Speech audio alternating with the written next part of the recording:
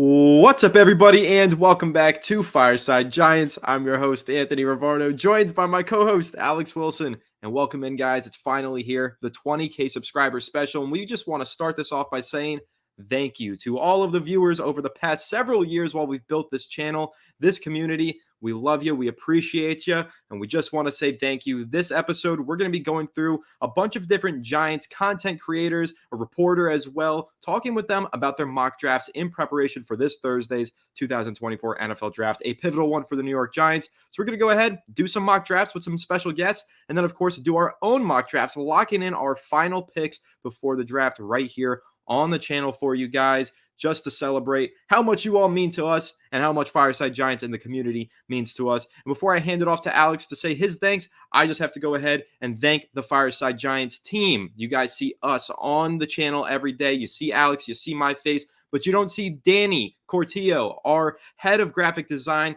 You love how beautiful all the graphics look, the thumbnails. That's all thanks to Danny, the absolute GOAT, Danny Da Vinci. Thank you to Sam Lakini for helping us with all of our shorts and video content. Thank you to Dylan for doing the same. Ali as well. And thank you, Ryan Garcia. That's our Fireside Giants team. We couldn't do all of this without them, so we want to thank them as we celebrate the 20K subscribers. And also, once again, just thank you to you guys, the viewers and the members of the channel. Alex, how are you doing today, my friend? And how are you feeling as we celebrate 20K subscribers?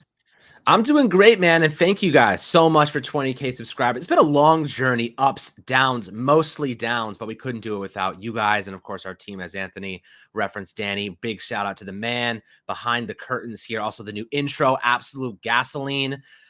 Couldn't do it without these guys and gals. And ultimately, you know, this is a team effort, and you guys being a part of this community makes this so enjoyable. I know we don't always have our agreements. In fact, most of them are disagreements. But that's what makes this community so special, how invested we are in a team. It's a sport. You know, the Giants are just a team, an escapism from real life sometimes. And ultimately, I do feel as though I'm part of this community. You make all of us feel really welcome.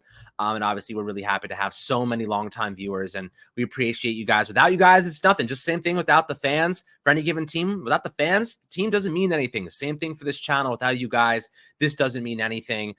So big shout out for joining us on this journey to 20K. And we have a lot more in store over the next couple of weeks, if not days, with the draft coming up. But hopefully you guys enjoy this 20K special. We put a lot of effort into creating this, and Anthony's done a lot of editing. So enjoy the video.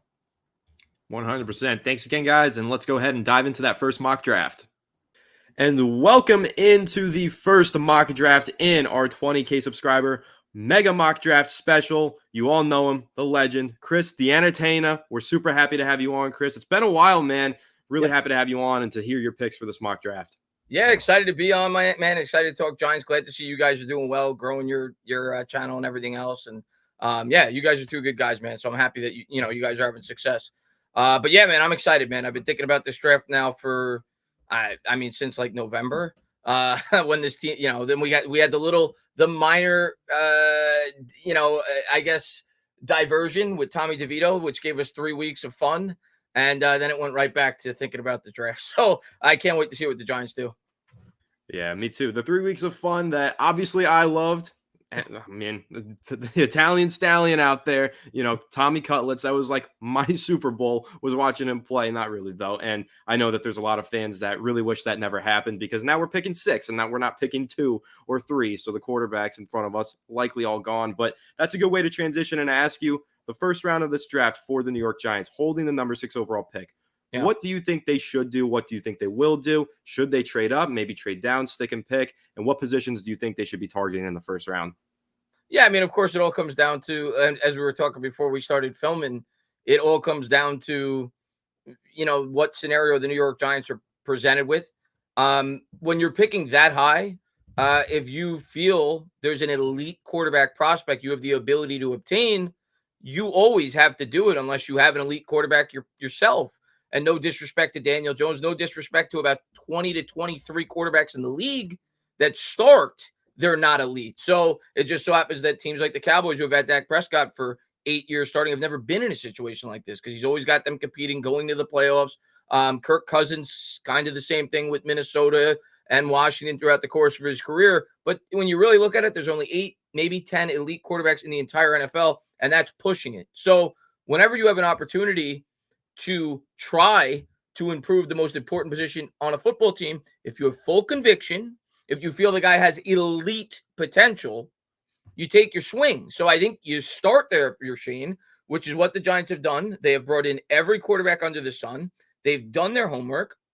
And if the opportunity presents itself, where if they love one of these guys, whether it's Drake May, whether it's JJ McCarthy, even though I don't think that will be, you do what you can if the opportunity is there to get them. But my mindset has been all along, when I looked at the teams, I said, well, Chicago's not doing it. So even before the Justin Fields thing, when they traded him, I'm like, well, look at Chicago. Chicago last year passed on CJ Stroud.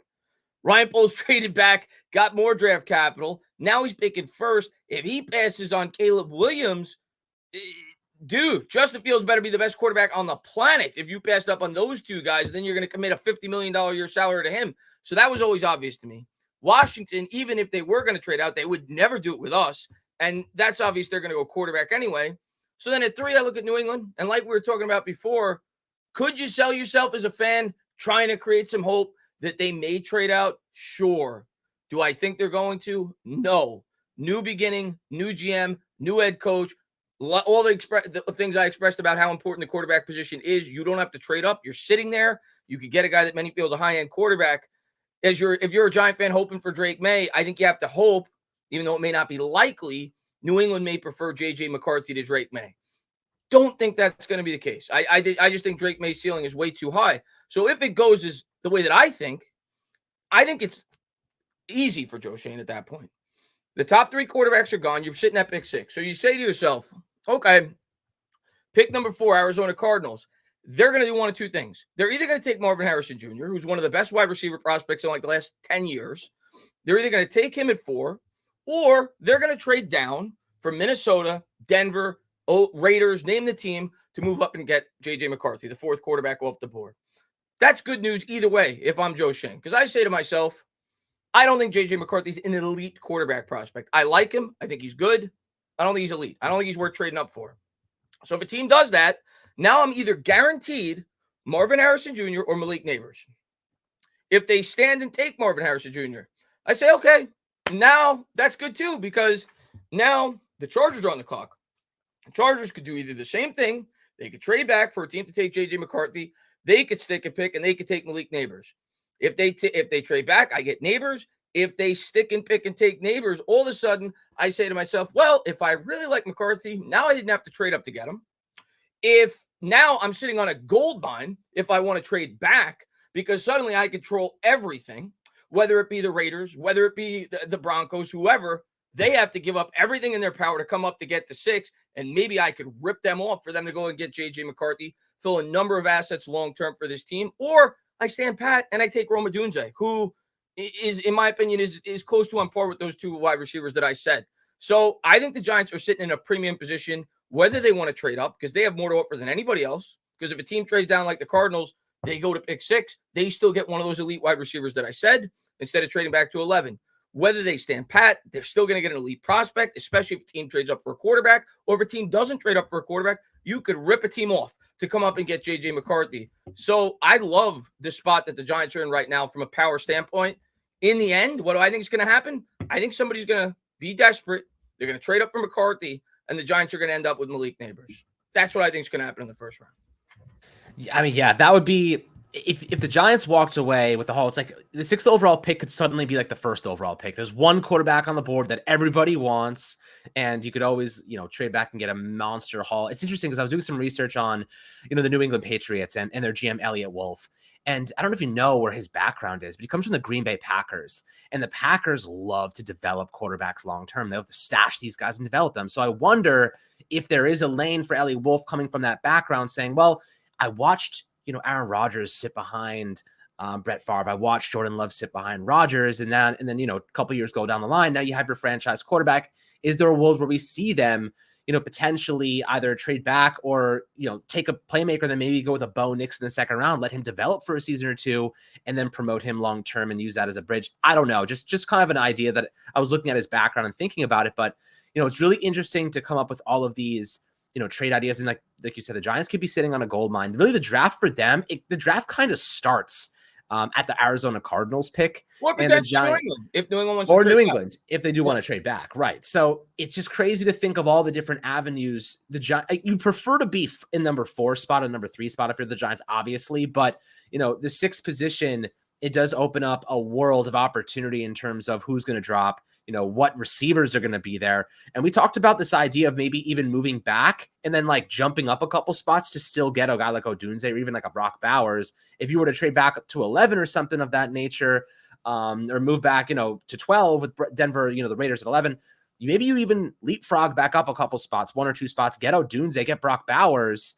and then you walk away with additional first-round capital and a blue-chip playmaker, one of those 2 guys obviously being phenomenal and testing well and interviewing really well. But it's really interesting to think about the Giants walking away with a blue chipper, because we've gone down this path before where we traded out and missed out on Micah Parsons and missed out on some guys that were Rashawn Slaters of the world, and ended up with Kadarius Toney and Evan Neal. And look, having the future draft capital is amazing, but do you feel as though it's a risk to trade back because you risk the probability of hitting on an elite prospect who's going to be great? You don't know that, obviously, nothing's guaranteed, but the higher probability guys, you think that the Giants should still consider that risk?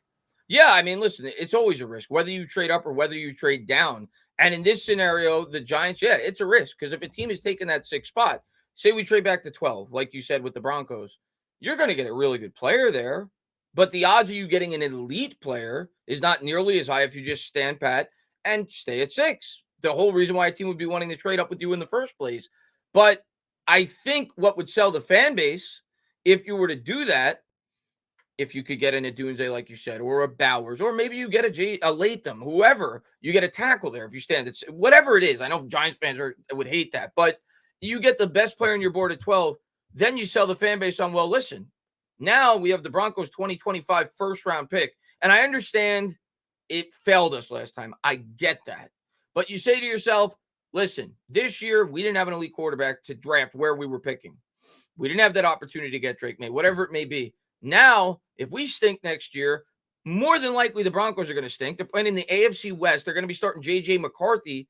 We're probably going to have two top 10 picks. And with that, you have the ability to either A, move up for a quarterback in next year's draft, B, potentially trade for an established quarterback in the NFL, a veteran that may become available. You'll have options at the quarterback position.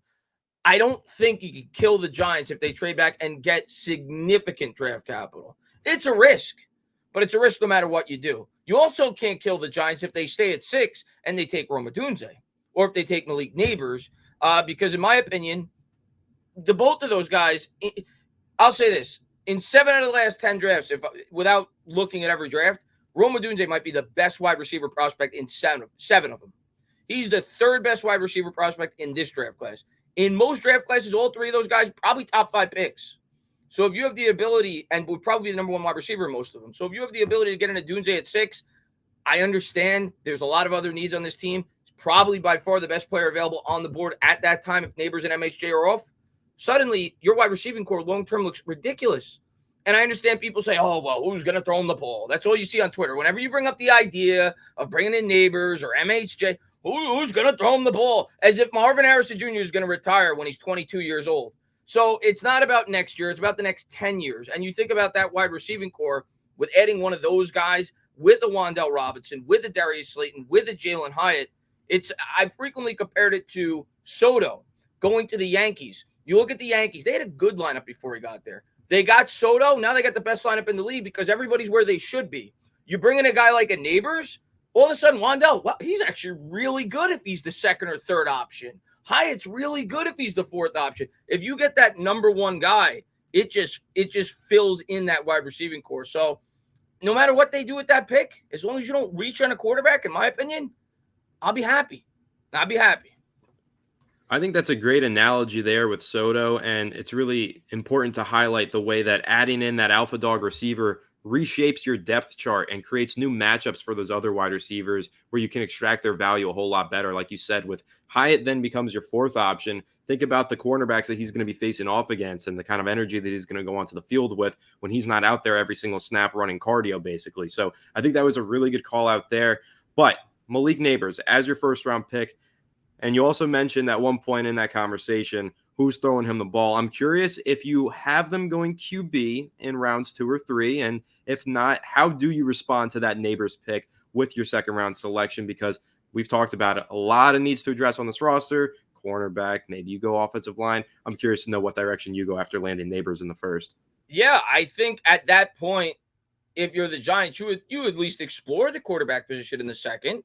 If one of these guys drops, like a Penix due to injury concerns, all of a sudden, if you're a GM, if you're Shane, you don't feel that bad. If that's scared, rather, if you take him at 47, or if you trade up to say 40 or 31 or 32, if you really like him and you can move up, because there's not much of a financial commitment. So if he gets hurt, you move off of him, whatever. He's a backup quarterback at that point. You're not paying him a whole lot of money. So if he falls due to injury concerns, you at least explore that for sure if he drops to 47. I don't think he will. I think he'll probably go in like the 15 to 25 range, which I personally wouldn't trade up from 47 to get him. Bo Nix, I know a lot of Giants fans can't stand the guy. I don't love him. In my QB 6 in this draft, I don't love him. But at 47, I'd be okay with it. It's not what I want. I don't want to take. My opinion is, if you're not taking a quarterback at 6, just play the year out with Drew Lock, Daniel Jones. Maybe get a day 3 guy that you could develop. If he turns out to be a backup quarterback, that's fine. Backup quarterbacks make $8, $9, $10 million a year now.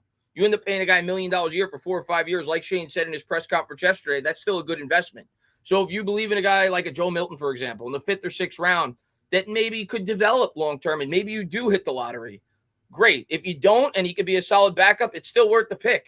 Backup quarterbacks are valuable. Look around the league last year. Half the starters in the league got hurt. So I'd be okay going that route. But my opinion is, if you're not taking a quarterback at 6, I probably am not going to want to take one at 47. And the fact that the Giants traded away the 39th pick makes me even more strongly believe they're not going to prioritize taking a quarterback with that second pick. Because if in the back of their head they said, well, we want to make sure we're able to get a quarterback at some point, whether it be first or second round, they probably keep that 39th pick, so they would have the ability to jump back up into the – not that they can't now, but it would have given them more of an ability. Now you only have 6 picks.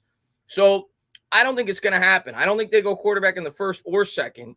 But you at least explore it. Like if Penix drops, if Nix drops, and you like those guys enough to take there, for sure, you take them. There's a few guys I've looked at with that 47th pick. I mean, we brought in, I think it's pronounced Sanistro, the guy from Michigan, the cornerback. He's kind of a nickel. He's got versatility. We brought him in for a top 30 visit. Obvious need of the Giants. They need a lot of help in that secondary. He's a guy that I have. He's probably, there's like 3 or 4 guys that I have circled as potential targets. He's certainly one of them. Another guy I like is the safety, Nubin. I think Nubin could be a good fit. We need help in the secondary. And then on the interior defensive line, I think a lot of people have kind of thrown that away and said, well, we already got a great defensive line. I could use another piece. You look at Bowen, you look at the type of scheme that this guy wants to run. You got to be strong up at the point of attack. I look at a guy like Chris Jenkins. I know a lot of people have had him going round 3 in a lot of these mocks. I think he goes earlier than that. You also got the kid Fisk from Florida State. He's an interesting prospect if he were to drop there. So I think that's where I'm looking, along with maybe a guy like a Cooper Beebe, the guard. But those are my targets there in that spot. I think I'm either going secondary or one, offensive or defensive line, and one of those 4 or 5 players. That's where I think I'm at. And I think that's a good call out on the defensive line, because it's really under discussed, I feel like, for the New York Giants. I mean, obviously losing Leonard Williams at the deadline, they were able to make do because they still had A'Shawn Robinson on the roster, who did a pretty solid job over the final half of that season. But A'Shawn Robinson's gone, went and got that big payday. So now you're looking at DJ Davidson, Jordan Riley, and maybe Nacho is still on this roster. I don't even remember. But there's not a whole lot of talent there on the interior defensive line. Like, they do need to add another starter there. Again, as you mentioned, especially in this defensive front that Shane Bowen wants to run. It's very multiple. They'll be in the 3-4, but they'll also be in the 4-3. You need some big guys down there in the interior. So I think that's a really good call out. So out of all those names that you mentioned, though, there were some good ones too. Tyler Nubin is one that we haven't really discussed much on this channel, a really interesting prospect that I think Giants fans should keep an eye on. And I think safeties in general in round 2 is a position that I think Joe Shane might be interested in addressing. But who would you lock in if you had to make one of those picks? Assuming that all those guys you mentioned fall to the Giants, who's your preference of those guys? I had Nubin in the only mock I've done on my channel. I took Nubin, but if you're asking me who I want, man, I love Chris Jenkins. And I know a lot of people have had him going round 3 in some of these PFF mocks. I like him. I like you said, I feel like he's a natural replacement for that Leonard Williams role. That guy that could play both in the 3-4, 4-3. You can move him inside, outside. He's big enough to do both. I think he has more of an upside as a pass rusher than some people may think. Not that I ever think he's going to be like an every down edge, but I think he's a guy that could get after the quarterback a bit. So I think that's where I am, man. I want to continue to build off the strength of this defense. Yeah, absolutely. I also like, I'm not, maybe I'm crazy, but I like some of the internal options we have. I like Jordan Riley. I like DJ Davidson, and Davidson got injured last year, I believe, at some point, and he was putting on a show in some of those games early on before he went down. I do think that Andre Patterson is doing a really good job developing some of these guys that really were late round UDFA players. And I know Jordan Riley was a 7th round pick. He had a couple of nice flashy moments earlier on. Really big guy. I kind of likened him to Dalvin Tomlinson. Really big dude. Kind of just, can gather those double teams up. Exactly. Just consume space. He's not going to be an elite pass rusher like Dexter, but you don't need him to be. I think he can just take on double teams, open up opportunities for Dexter, and stop the run. Like, that's really an important variable that, a lot of people forget.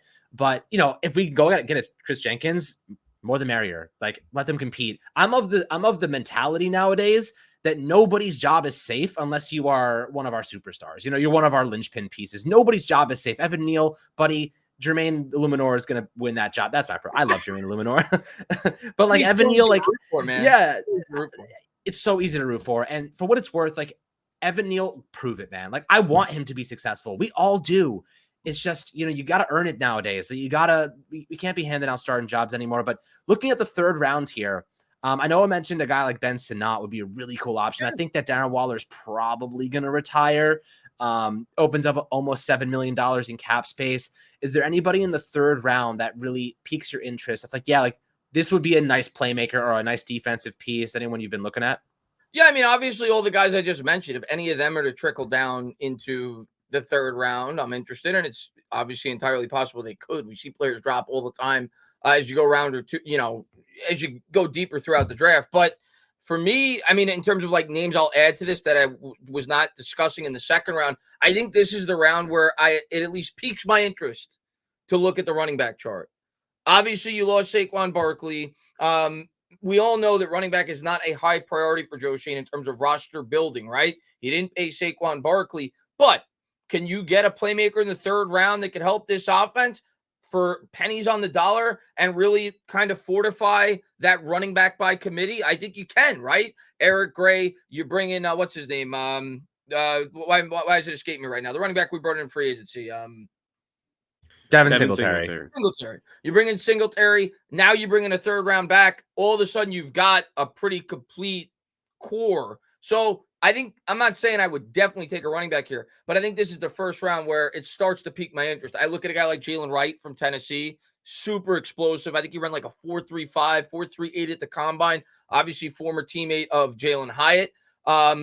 What's his name? The dude from Michigan. Blake Corum. If he's there, I don't know where he's being mocked. Maybe late 2nd, whatever it may be. He reminds me of Maurice Jones-Drew. He's like that 5'8", 215-pound bowling ball. So someone like that there, I think it starts to pique my interest. And obviously, I still continue to look at offensive line. If I didn't take a lineman in the 2nd round, I continue to look at the defensive line. Tight end, like you said. I think that's where you start to explore a larger net in terms of different positions. I think the first 2 rounds, you kind of keep yourself there at that corner, the secondary or offensive or defensive line for me, if you went wide receiver in the 1st. Of course, if we went quarterback in the 1st, I'm looking at wide receiver in the 2nd. But yeah, in round 3, I think you start to look at those running backs and at least tinker with it. Maybe, is this guy worth it? I probably want to wait till round 4, but that's the 1st round where it starts to pique my interest to potentially take a running back.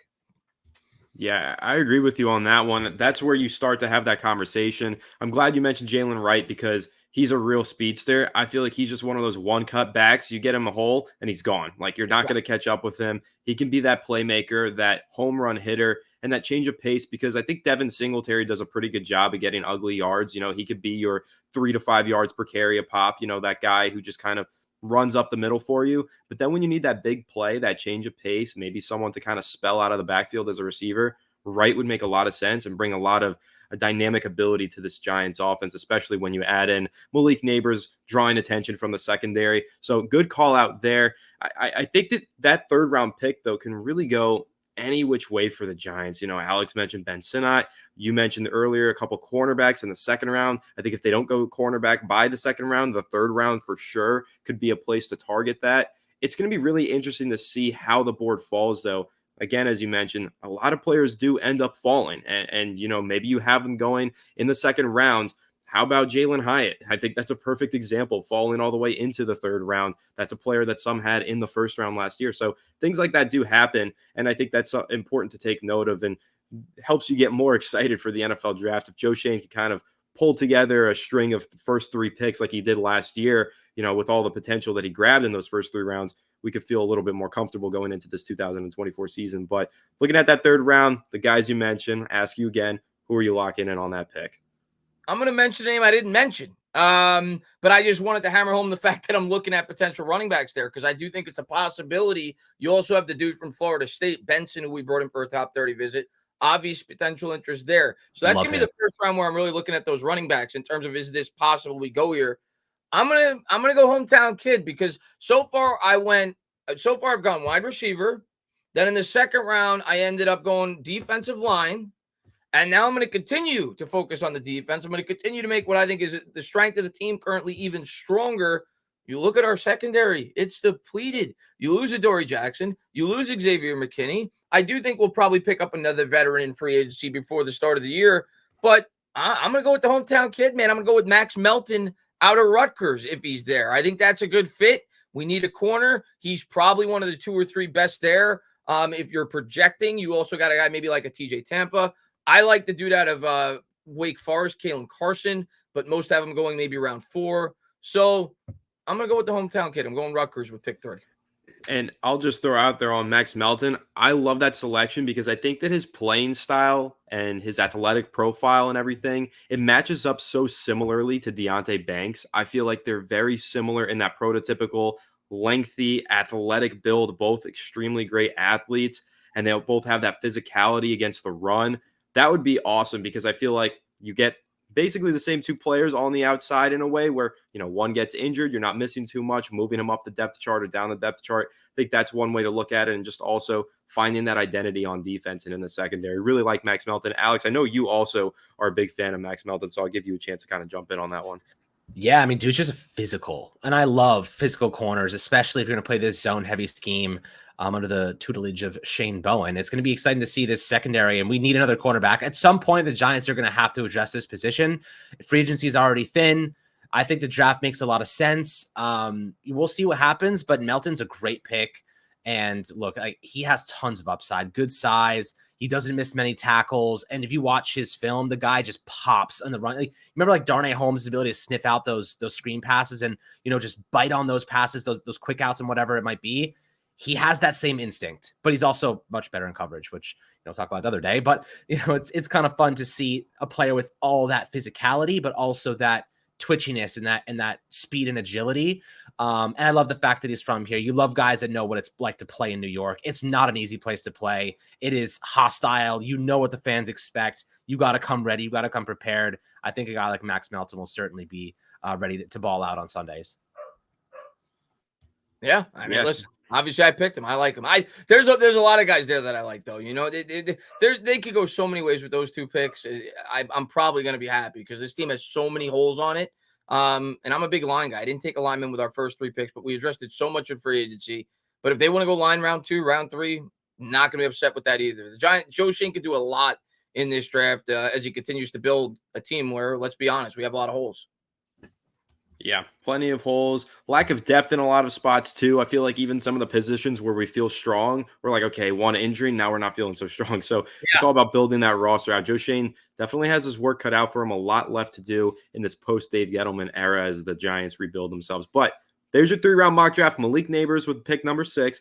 Pick number 47, you had Chris Jenkins out of Michigan, great defensive lineman that I like, and then pick number 70, Max Melton out of Rutgers. How do you feel about your 3 picks? You'd be happy with that on draft night?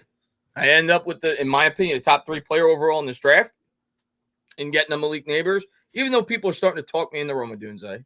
But I've been on the Neighbors train all along. I'm sticking with it. So yeah, I'm thrilled if we get a Malik Neighbors. If we don't have to trade up, that's great. We get Chris Jenkins. We really solidify, I think, the strongest unit currently on this team. We make it even stronger. You look at this division, you look at the Eagles. What's their strength? They take defensive linemen every freaking year. You want to compete in this division, you got to get strong up at the point of attack. Cowboys can block. Eagles can block. We got to be able to get after the quarterback. So just add another piece to that defensive line, I'd be thrilled. And then you get a nice corner there in Max Melton, hometown kid. I think a lot of upside. You brought up a lot of great points in terms of, I didn't even think about that in terms of the sense that he has similarities to Banks. If Banks were to get hurt, it's a good plug and play. So yeah, I'd be very happy if they end up with those three players in draft night. Me too. I'm good with the Entertainah as the GM. I think you've made some nice picks there. You're rivaling that 2023 draft class out of Joe Shane for sure if you get these three picks down. So there you go. There you have it, Chris. Thanks again so much for coming on the channel. Really do appreciate having you on and hope to have you on again soon. Yeah, definitely. We'll do a recap. Yes, sir. All right, man. Thanks for coming on. Next up in our mega mock draft special here for the 20K subscriber special, we have that franchise guy, Marcus Whitman. Marcus, how are you doing today, my friend? I'm super happy to have you on. I'm doing great. Thank you for having me. Congrats, you guys. It's a big milestone. So, good timing for you to hit that right around draft time. And I'm happy to be here to celebrate. Thank you. And congrats to yourself. If you guys didn't know, TFG just hit 100,000 subscribers. So salute to you for that. Thank you. Yes, sir. So looking at this mock draft and kind of the way that the board may or may not fall for the New York Giants, I'm curious how you feel they should approach this draft. Are you in the camp where they should trade up and try and target a quarterback? Do you think this is a stick and pick team? And based on which decision you would make, trading up or staying put, which players and positions would you be targeting? Yeah, they're definitely, I would say, an under-discussed team in the whole trade up discourse, because you obviously have that run of Vikings, Raiders, and Broncos. But I guess in your world it's probably discussed quite a lot. But to the outside world, I think it would be a little bit of a surprise if the Giants moved up. But I definitely think kind of depending how the board plays out, you definitely might think about it. I mean, for me, if the Commanders really do take Jaden Daniels, I would 100% be making calls for Drake May. I have a gap. After Caleb, I have Drake in his own kind of tier. And then I have Jaden Daniels in a tier after that. So if it does play out that way, if this were me in control, I would certainly be on the phone. This obviously, of course, it requires that the Patriots would want to move down from number 3. And again, I think if I'm them, I don't want to put one of these quarterbacks into that situation. If they're willing to move off of Drake May, if he's sitting there at number 3, I would be willing to give up whatever it takes to go up. So that conversation for me is very easy. It does get a little bit harder if Drake May goes number 2 and it's Jaden Daniels or McCarthy that we're talking about. I do like how Jaden Daniels would fit with Brian Daboll. I think he's shown how he can integrate that quarterback into the design run game with both Josh Allen and Daniel Jones. And if Jaden Daniels is going to go to a place to succeed, I think that's a coach that could absolutely get the most out of his strengths. To me, it just comes down to the price, right? Like, are you giving up 3 ones to go do that? Are they going to just completely hold you hostage for it? In that case, no.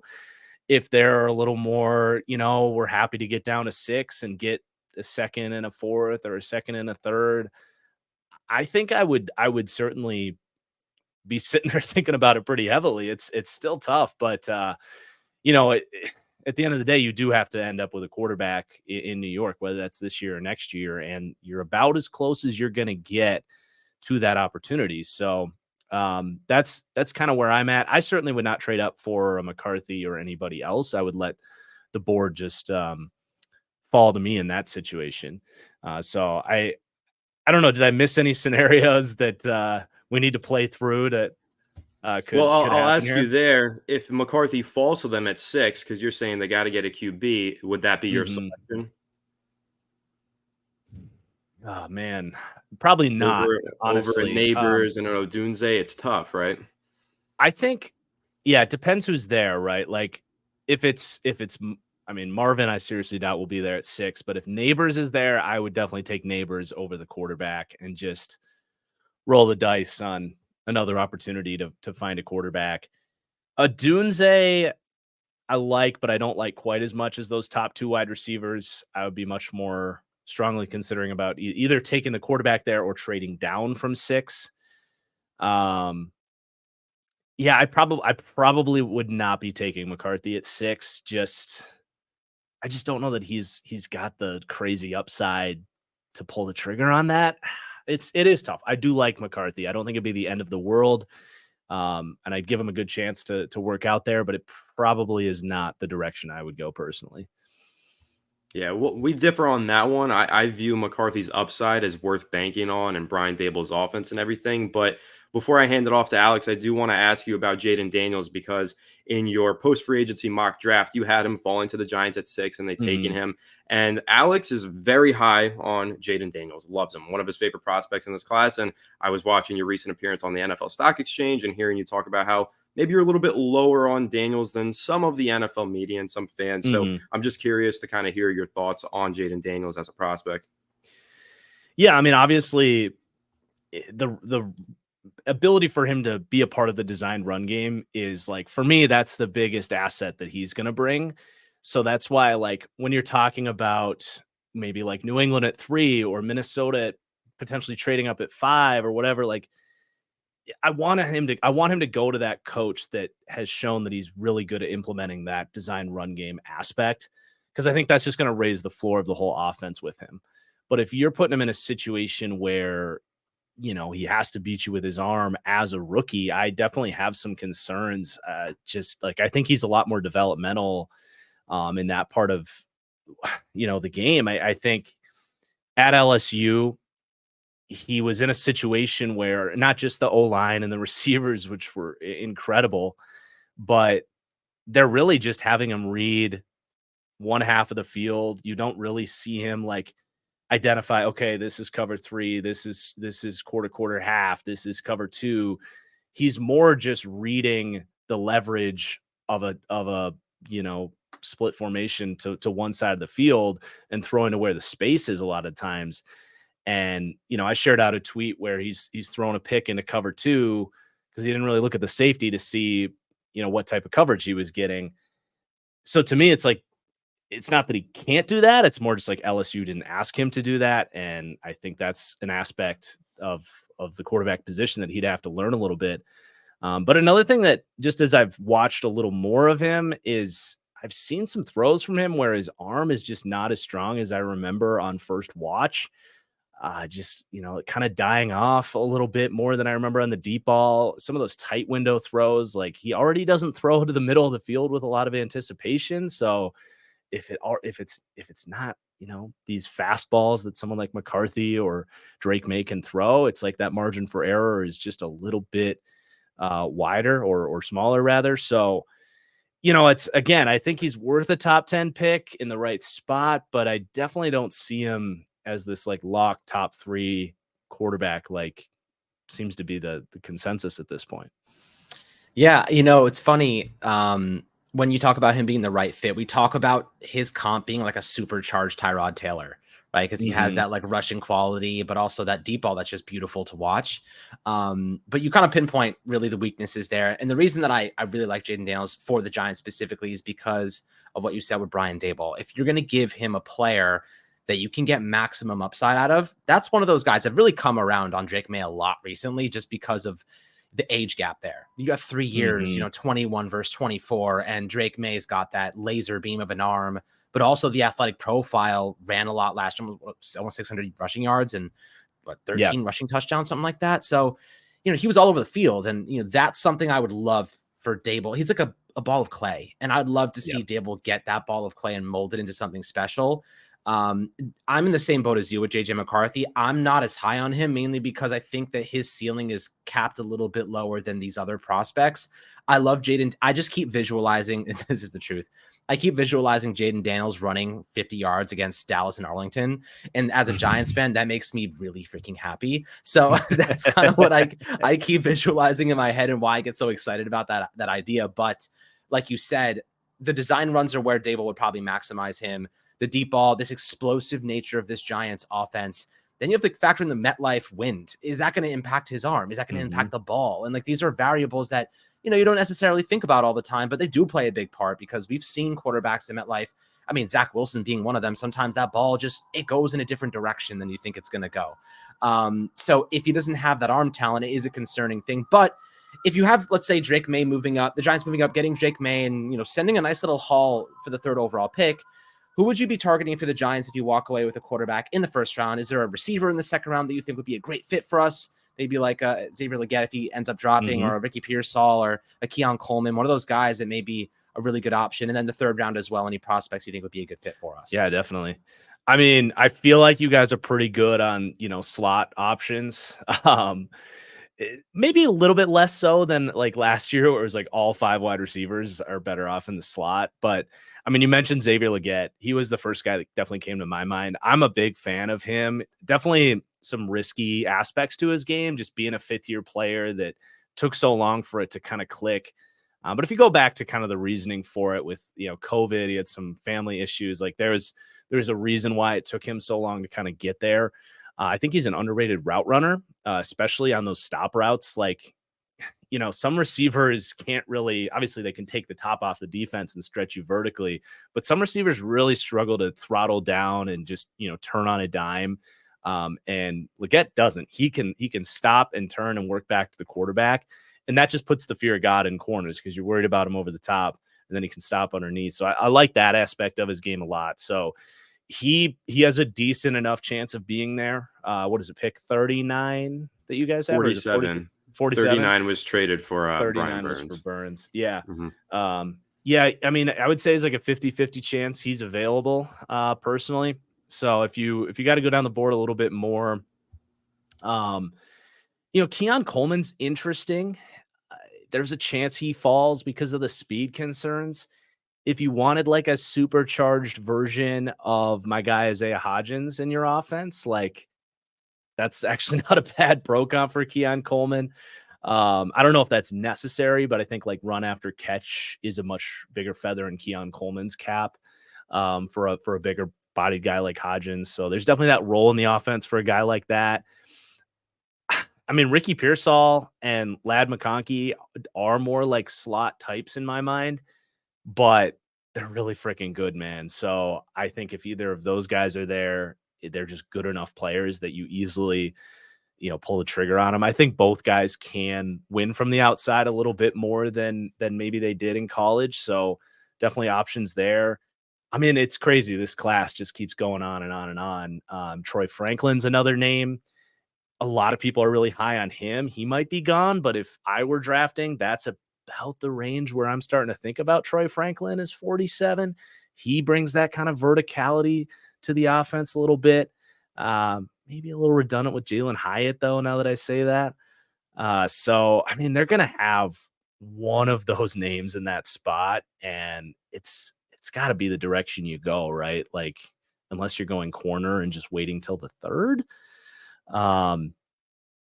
I guess do you want some names for 3rd round?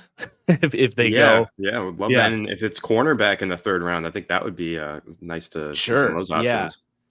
Yeah, and I will say I like the cornerback options in like 3rd, 4th round.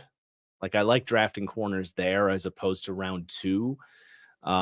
Just like the TJ Tampas and Ennis Rakestraws that are supposed to go in the 2nd round. I wasn't a huge fan of, but there's a bunch of dudes that will be like top of the 3rd round, like Kyrie Jackson, Renardo Green. I like Jeremiah Pritchett out of Auburn. You know, if the Giants are going to be a little bit more of a zone team this year, he's like a fast version of Rasul Douglas, where I just really liked his eyes on the quarterback, you know, breaks on the ball, kind of similar to like what Emmanuel Forbes was coming out of Mississippi State last year, where it's a lot of off zone, but a guy with like 4.3 speed. He's 6'1", but he's really skinny and lanky. So I guess that could be a scheme fit for the Giants, depending what they want to do more of next year. But those would be 3 names that, I mean, if the Giants could walk away with one of those, Kyrie Jackson, Renardo Green, Jeremiah Pritchett, for corners. But I do want to revisit the receivers because like there's more vertical options into the third round. Like Javon Baker out of UCF would be a great fit for the Giants. He reminds me a lot of Michael Gallup, where he's not the biggest guy, he's not the fastest guy, but just a vertical ball winner. This guy was, I want to say, a 5-star recruit at Alabama that ended up transferring away and found success at UCF a couple of years later. And just one of the best receivers in this class at just tracking the deep ball, going up over a corner, winning those contested balls, decent route runner, decent athlete. He would definitely be kind of a missing piece for what the Giants don't have. Another name I want to throw out there for you guys is actually a tight end, Ben Sinnott. I know I want to say I saw they did a little interview with him. Maybe it's so hard to keep track of all the, top 30 visits and stuff. But I mean, he'll probably be in the third round, be available for you guys in the third round. I have a second to a third round grade on him. Really was impressed by his upside. Incredible athletic testing. He had a 40-inch vertical jump, a 6.82 3-cone, which is like better than pretty much all the receivers in this draft. Someone that had to walk on at Kansas State and really didn't become a starter until like a full-time starter until this recent season, but kind of had to earn his stay and became a part of that Kansas State offense this final year. And I think he can become a better blocker. He's actually a fully filled out tight end, which is harder to find these days. They just didn't use him in line a ton at Kansas State. So he's going to have to get more reps, like actually blocking with his hand in the dirt. But, if Darren Waller is on the fence of even playing this year, he's the type of kind of move piece that I think Brian Daboll could have a lot of success with as a third round pick. So I would not be surprised if he was a big target for them in that third round range. Yeah, I could see that. That makes a lot of sense with Darren Waller still being undecided on whether or not he wants to play next season. Before we wrap this up, real quick question that I want to ask you in addition to this. Brandon Ayuk, Giants, we've heard some things, right? We've heard that they might be interested. Maybe Ayuk ends up on the block. How do you think that might shift their draft plans? Do you think that's something that they should entertain? How much would you be willing to give up? Just kind of curious to hear your thoughts. Oh man, that'd be crazy if they landed a quarterback with the top pick and then walked away with Ayuk. I don't even know. I mean, you're probably given the second round pick to San Francisco in that situation. So it does kind of come down to like who's throwing him the football. Like, I don't know if I love the idea of going to get Ayuk for Daniel Jones because, it's going to be harder to, end up with a quarterback in the long term if that's the route you go, because I think it'll make you a more competitive team now, but it's not going to get you over the hump. You know what I'm saying? So it's more like I would love that if you get the quarterback. If you don't, I'm like, okay, are you buying a ticket to purgatory a little bit? But I mean, obviously, I think you're pretty good at wide receiver if like you don't have to spend that second round pick on a rookie if that's the main piece in a trade, which it probably would be. I mean, flipping a pair of seconds for Brian Burns and Brandon Ayuk is not a bad offseason. So we'll see. I mean, the 49ers are not going to be able to afford him long term, I don't think. So we've seen a bunch of these receivers getting dealt on draft day in recent years. I wouldn't be overly surprised if if they landed whoever their quarterback was at 6 or a trade up and then still got Ayuk. That'd be pretty fun.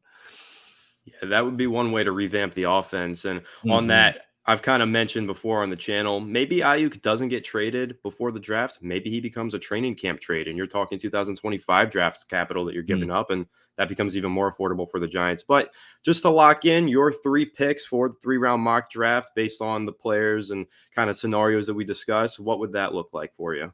All right. So I will trade up to 3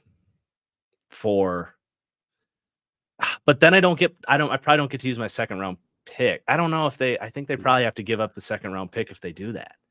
If we give up the 2025 first, we keep the second? Yes. So maybe we give up the third.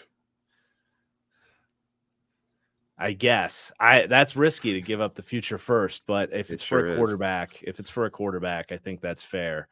You also open up the money from Daniel Jones's contract, which in my mind, like, helps offset that a little bit because you have more financial freedom. So, like, theoretically. Yeah. All right. So let's do it. Let's trade up to 3 with we will give the 3rd round pick this year and the 1st round next year. And then I guess it's for Drake May because the odds on favorite to go number 2 is for Jaden Daniels right now.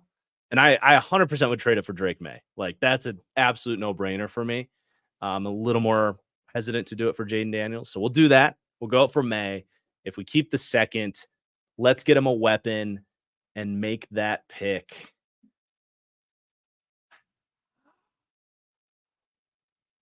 I'm gonna assume Leggett is gone. I think somebody's gonna fall in love with Leggett before 49. There's gonna be a big split on him. I think some people will have like a late 1st evaluation on him, and some people will see him as a 3rd round. But I think someone will like him enough. So I'm gonna make the pick Ricky Pearsall out of Florida, who I think is an underrated vertical threat. And you do have Jalen Hyatt to just go catch deep balls. So I think Pearsall brings you that separator, route runner, inside and out type. So he'll be there. And then our 3rd round is gone. It's part of Drake May. There you go. That's a sacrifice I'm willing to make. That's a perfect mock draft in my eyes. If it happened to be Leggett in round 2, I would have told you got my 2 favorite prospects in the entire draft class. Like, those are my guys right there. So, but not great mock draft right there. Really great having you on, man. Really do appreciate your time. And thanks so much for joining us. No, thank you for having me. Congrats again, guys. Next up on our 20K subscribers special for Fireside Giants, we have Patricia Trainah, a longtime beat reporter for the Giants. And I'm excited to talk to you, Patricia, because at the end of the day, you have more knowledge about this team than I could ever hope to have. And you have an idea of where the Giants should go with the 6th overall pick. I know we've talked about the quarterbacks extensively on this podcast. I imagine on your own as well, Locked On New York Giants. And, you know, the quarterback position is certainly one that's in flux right now. Not everyone is convinced that Daniel Jones can be the future. A lot of people would love to see a Drake May or an aggressive trade up. But I really like your pick for the 1st round because at the end of the day, having a WR1, the Giants haven't had this since OBJ, that true electric playmaker, that guy that can make a difference, that guy that can come down with the 50-50 ball, and the guy that you have can certainly do that in droves. So, Patricia, before we dive into it, how are you doing today? I'm good, and congratulations on 20,000 subscribers. That is amazing. Well worth it. You've worked hard, and I'm proud of you. Thank you. I appreciate that so much. That's really nice of you to say. No problem. Yeah, so, okay. I want to structure it. So we'll do the first 3 rounds. And the first one being 6th overall. You have a sticking and picking. So describe to me what your pick is here, why you chose this player. And I want to get my take in after you give your explanation, because I have a couple of things that popped to my mind in terms of why this is a really good player. Obviously, the top 3 at this position are blue chip prospects. You can't really go wrong. They all have their strengths, all have their weaknesses, mostly strengths. So I'm excited to hear what you have to say about this one. Yeah, I'm going Rome Odunze of Washington. Now, I know a lot of people out there are saying, don't play games, get the quarterback, move heaven and earth to get one of those quarterbacks. If the Giants were a little more solid with the roster, they still have holes. They only have 6 picks. I don't believe they need, I mean, to me, I don't think they need to trade up right now and be giving away assets, not only this year, which would cost them to move up, but next year. If the roster were a little bit more complete, then I would say, yes, go get the quarterback, because that's the issue. This is a deep quarterbacks class. You could probably get a starter as late as the 4th round, a potential starter as late as the 4th round if you play your cards right. So I do have quarterback in this mock draft. I just don't have him in the 1st round. I think you get a receiver like Odunze, who, regardless of who the quarterback is, he's going to help. He's going to help the receiving core, which, Darius Slayton, Wan'Dale Robinson, Jalen Hyatt, all pretty good. But I think a number 1 receiver like an Odunze is going to help elevate that unit even further. And if you think about it, what do the Giants want to be on offense? They want to be more vertical. They want to be more explosive. Well, what does Odunze bring to the table? Vertical and explosiveness. And, we'll talk about some of the intangibles real quick.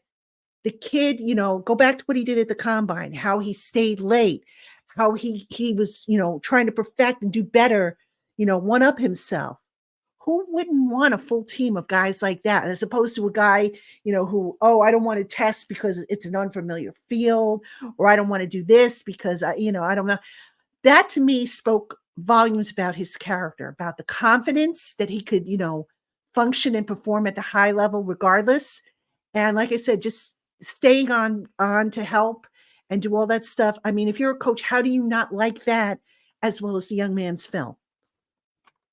And that's a great question. And some of the things about Rome Odunze that makes me really excited about his future, whether it be with the Giants or another team, is that, like you said, he has the intangible traits to work harder and get better and improve. Not to say that, Neighbors or Marvin Harrison Jr. don't have those traits too, but that was the one example, the one that you just used actually, that I had at the top of my head, that he stayed late at the combine and he was working on his shuttle. And he was like, I got to get it under, I think it was 6 seconds or something like that. And he was desperate to get that. He was relentless in his work ethic. And like you said, who wouldn't want a team full of guys that are relentless with their work ethic? And some of the things that really stand out to me with Odunze, he ranked first in 3 really important categories. I think you're going to like this one. He ranked first in deep catches with 23, first in deep yards with 783, and then first in contested catches with 21 contested catches. I'd say that's pretty good. He also ranked 27th in screen yards, which I know 27th isn't anything to write home about, but it's not that bad either, considering he was tied for 72nd in screen catches at 18. So, it's a pretty big margin there. I mean, his yards per route run, 293, top end, top 90 percentile receiving grade on PFF. Obviously, take that with a grain of salt at what you will, but almost, 1,639 yards, 17.8 yards per reception, 13 touchdowns. And by the way, his 2022 stats, 1,145 yards and 7 touchdowns. He doubled his touchdown total nearly and added an extra 500 yards. So this isn't a player that's just a 1 year and just exploded onto the scene. This is a guy who's been working at his craft diligently, and you're seeing the production increase pretty significantly year over year. So you're seeing that improvement. Now, the question that I'll ask you, and that the one that many people will ask, is, who's throwing him the ball? Do you still have faith in Daniel Jones to be that guy with the cap hits, with the salary situation, with the injury clause? Do you have any concerns about that? Or do you think that the Giants are still committed to Daniel Jones, at least for 2024? And, what do you think about his future beyond that? Yeah, I mean, as far as the money goes, I mean, they can't cut him, but that should not be a reason why they start him or don't start him. The concern I have with Daniel Jones, actually, I have a couple concerns with him, starting with the injury history. He's coming off the ACL. All right. We all know that he's a mobile quarterback. So how effective is he going to be? Even Daniel, when he spoke to the media on Monday via video conference, said that, and I'm paraphrasing here, maybe I'll be, I might not be full speed until 1 or 2 months into the season. Well, then that caused me to ask Mike Kafka, and actually we spoke to Kafka first. So I had that question on my mind. I said, do you have to maybe alter what you do on offense because you have this situation where your quarterback is coming off of an ACL, your mobile quarterback? So do you maybe call fewer design runs, fewer RPOs, zone reads, all that stuff that require the quarterback to move around? And, Kafka, of course, dodged the question. I thought it was a valid question. I might ask it of Dable if I get a chance, but these are concerns that I have. Is that going to hold them back? Because this is a critical year. I think we can all agree the Giants got to get this train back on the track.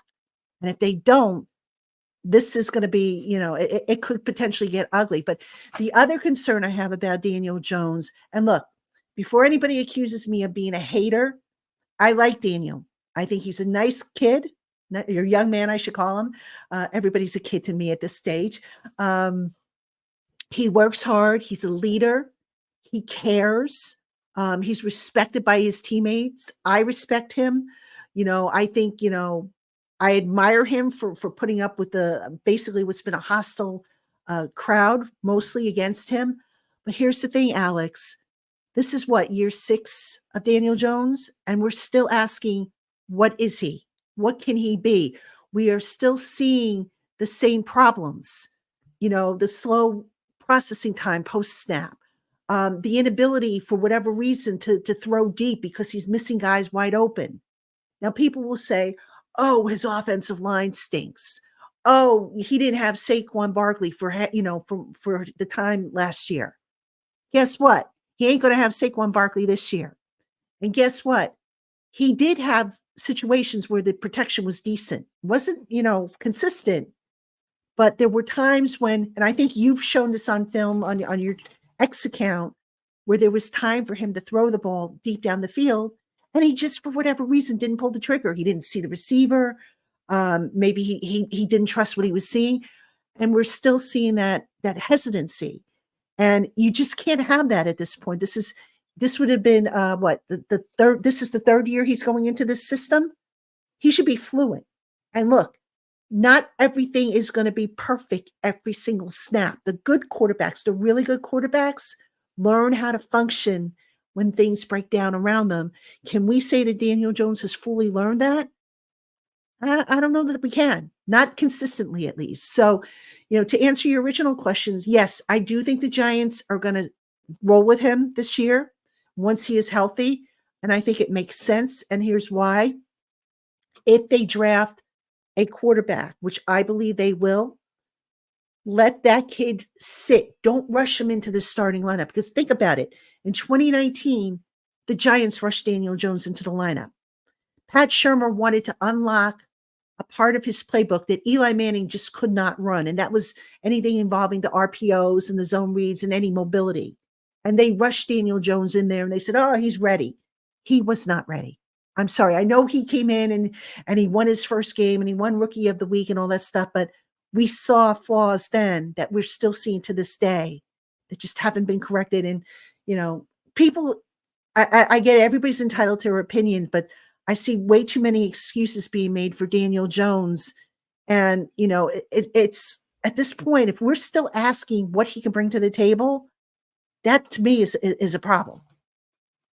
I think you said it perfectly, to be quite honest. I don't think you could make a better explanation of, there were times he needs to be better and he wasn't able to rise to the occasion. The injuries are concerning. Obviously, if he gets injured again and it's a season-ending injury, you have to guarantee his 2025 cap hit. And that is a massive red flag for me personally, just because the Giants need to keep building. You said it before. They have a lot of holes on this roster. So if he gets hurt again, when his injuries history would suggest that it's a probable scenario where he may get hurt again, especially if this offensive line is bad, which we just don't know. I'm at the point where this offensive line is bad until proven otherwise. Even though we've added pieces, even though we're going to be healthier, I can't sit here and be optimistic anymore until I see it on the field. And I think that's fair. I think that's fair for most Giants fans and content creators. So, when it comes to Daniel Jones, as you said, we're going into year 6. We haven't seen him take it to that next level. And now it's the ACL injury. What do we have? What are we really doing, for the future? And I think that's why a lot of people want quarterback. I'm of the crowd that I think we have to aggressively be trying to trade up and get a quarterback. That obviously assumes someone's willing to trade us their pick, which obviously is, if you're the Patriots, why? You're a really good quarterback class. There's no reason to skip out on Drake May or Jaden Daniels. Do the Giants have conviction in JJ McCarthy? That's what we're going to find out really soon. Because the Cardinals might be able to say, hey, I can move back, get the player I wanted anyway, and get additional draft capital. And the Giants can move up a couple spots and get to whoever's there at 4. But, Brian Daboll and Joe Schoen have to be very convinced that JJ McCarthy has the qualities to be that good. Here's what I'll say before we move on to the second round is that we hired Brian Daboll to develop a young quarterback, and we gave him one that was already flawed. And, Daniel Jones, like you said, I'm not going to take anything away from him in the sense that great guy, hardest worker you'll find. He just hasn't been a great quarterback in the NFL. And there are many reasons for that, that aren't his fault, that are his fault. But it's just the damage has already been done. And I do believe that right now, if the Giants feel as though they have, they've done the research, they feel confident in a specific player, and they want to give Daboll the chance to mold a young player with no bad habits and, clean slate and reset that rookie quarterback window with the financial freedom, they're going to pull that trigger. Now, like you said, sticking and picking at 6 and walking away with what I've been calling a consolation prize because I want a quarterback, a consolation prize with a blue chip receiver. Am I going to be mad about it? No way. Not a chance. If we walk away with Odunze Neighbors or Marvin Harrison Jr., I'm going to be sitting here really, really happy. And because we haven't had a WR1 in that long. But with that being said, in the second round, you have a really interesting pick. I think a lot of people will like this one, actually. this guy's and I said this yesterday on the podcast, we need more dogs on this roster. This guy is a certified dog, and he is a really talented player from Rutgers. So I'll let you dive into your second round selection here.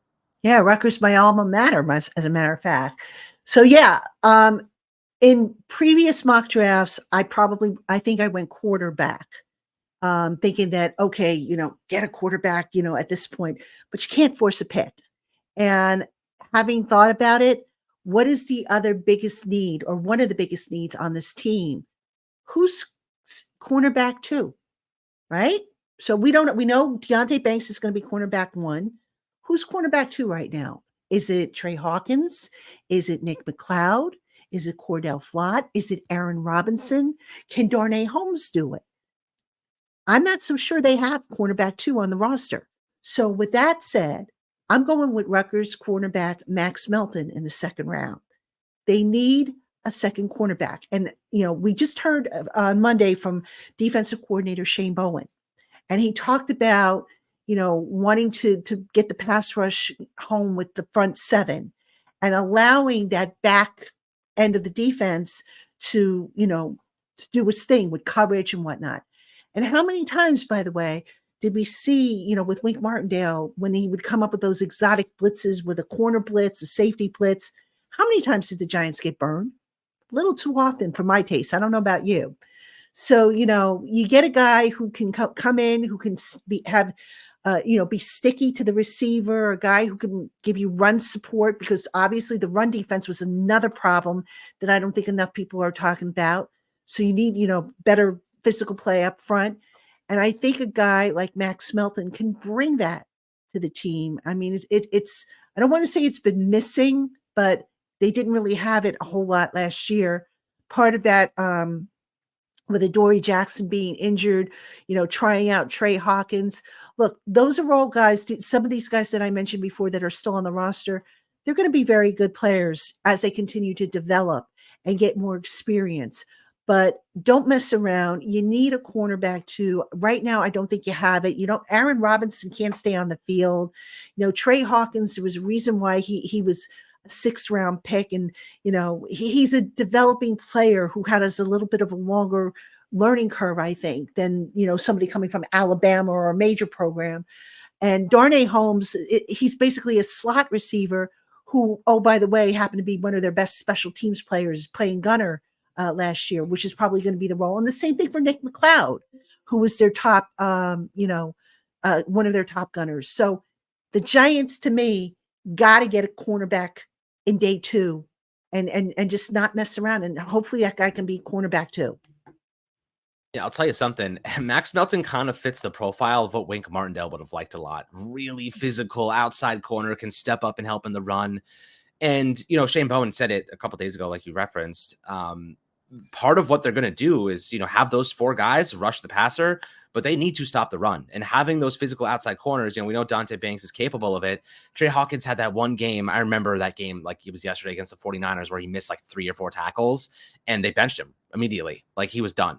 They just didn't see the effort. There was a couple plays where he just bailed out and didn't put that effort in. And if there's anything we know about Brian Daboll, if you don't show effort, you're getting benched. So I think that what I like about Max Melton, he's not the type of guy that's going to get benched. He's a very physical, very high work ethic, work rate player. Now needs a little bit of development, but he stood out in zone coverage last year. In man coverage, he was about average, but this is a player that has a lot of really great developmental traits, 6 foot, 190 pounds, good size, good frame. And like I said, like he just has the intangibles that you like. He's really, really just all in every play, 100%, kind of why I love Brock Bowers. That's another discussion.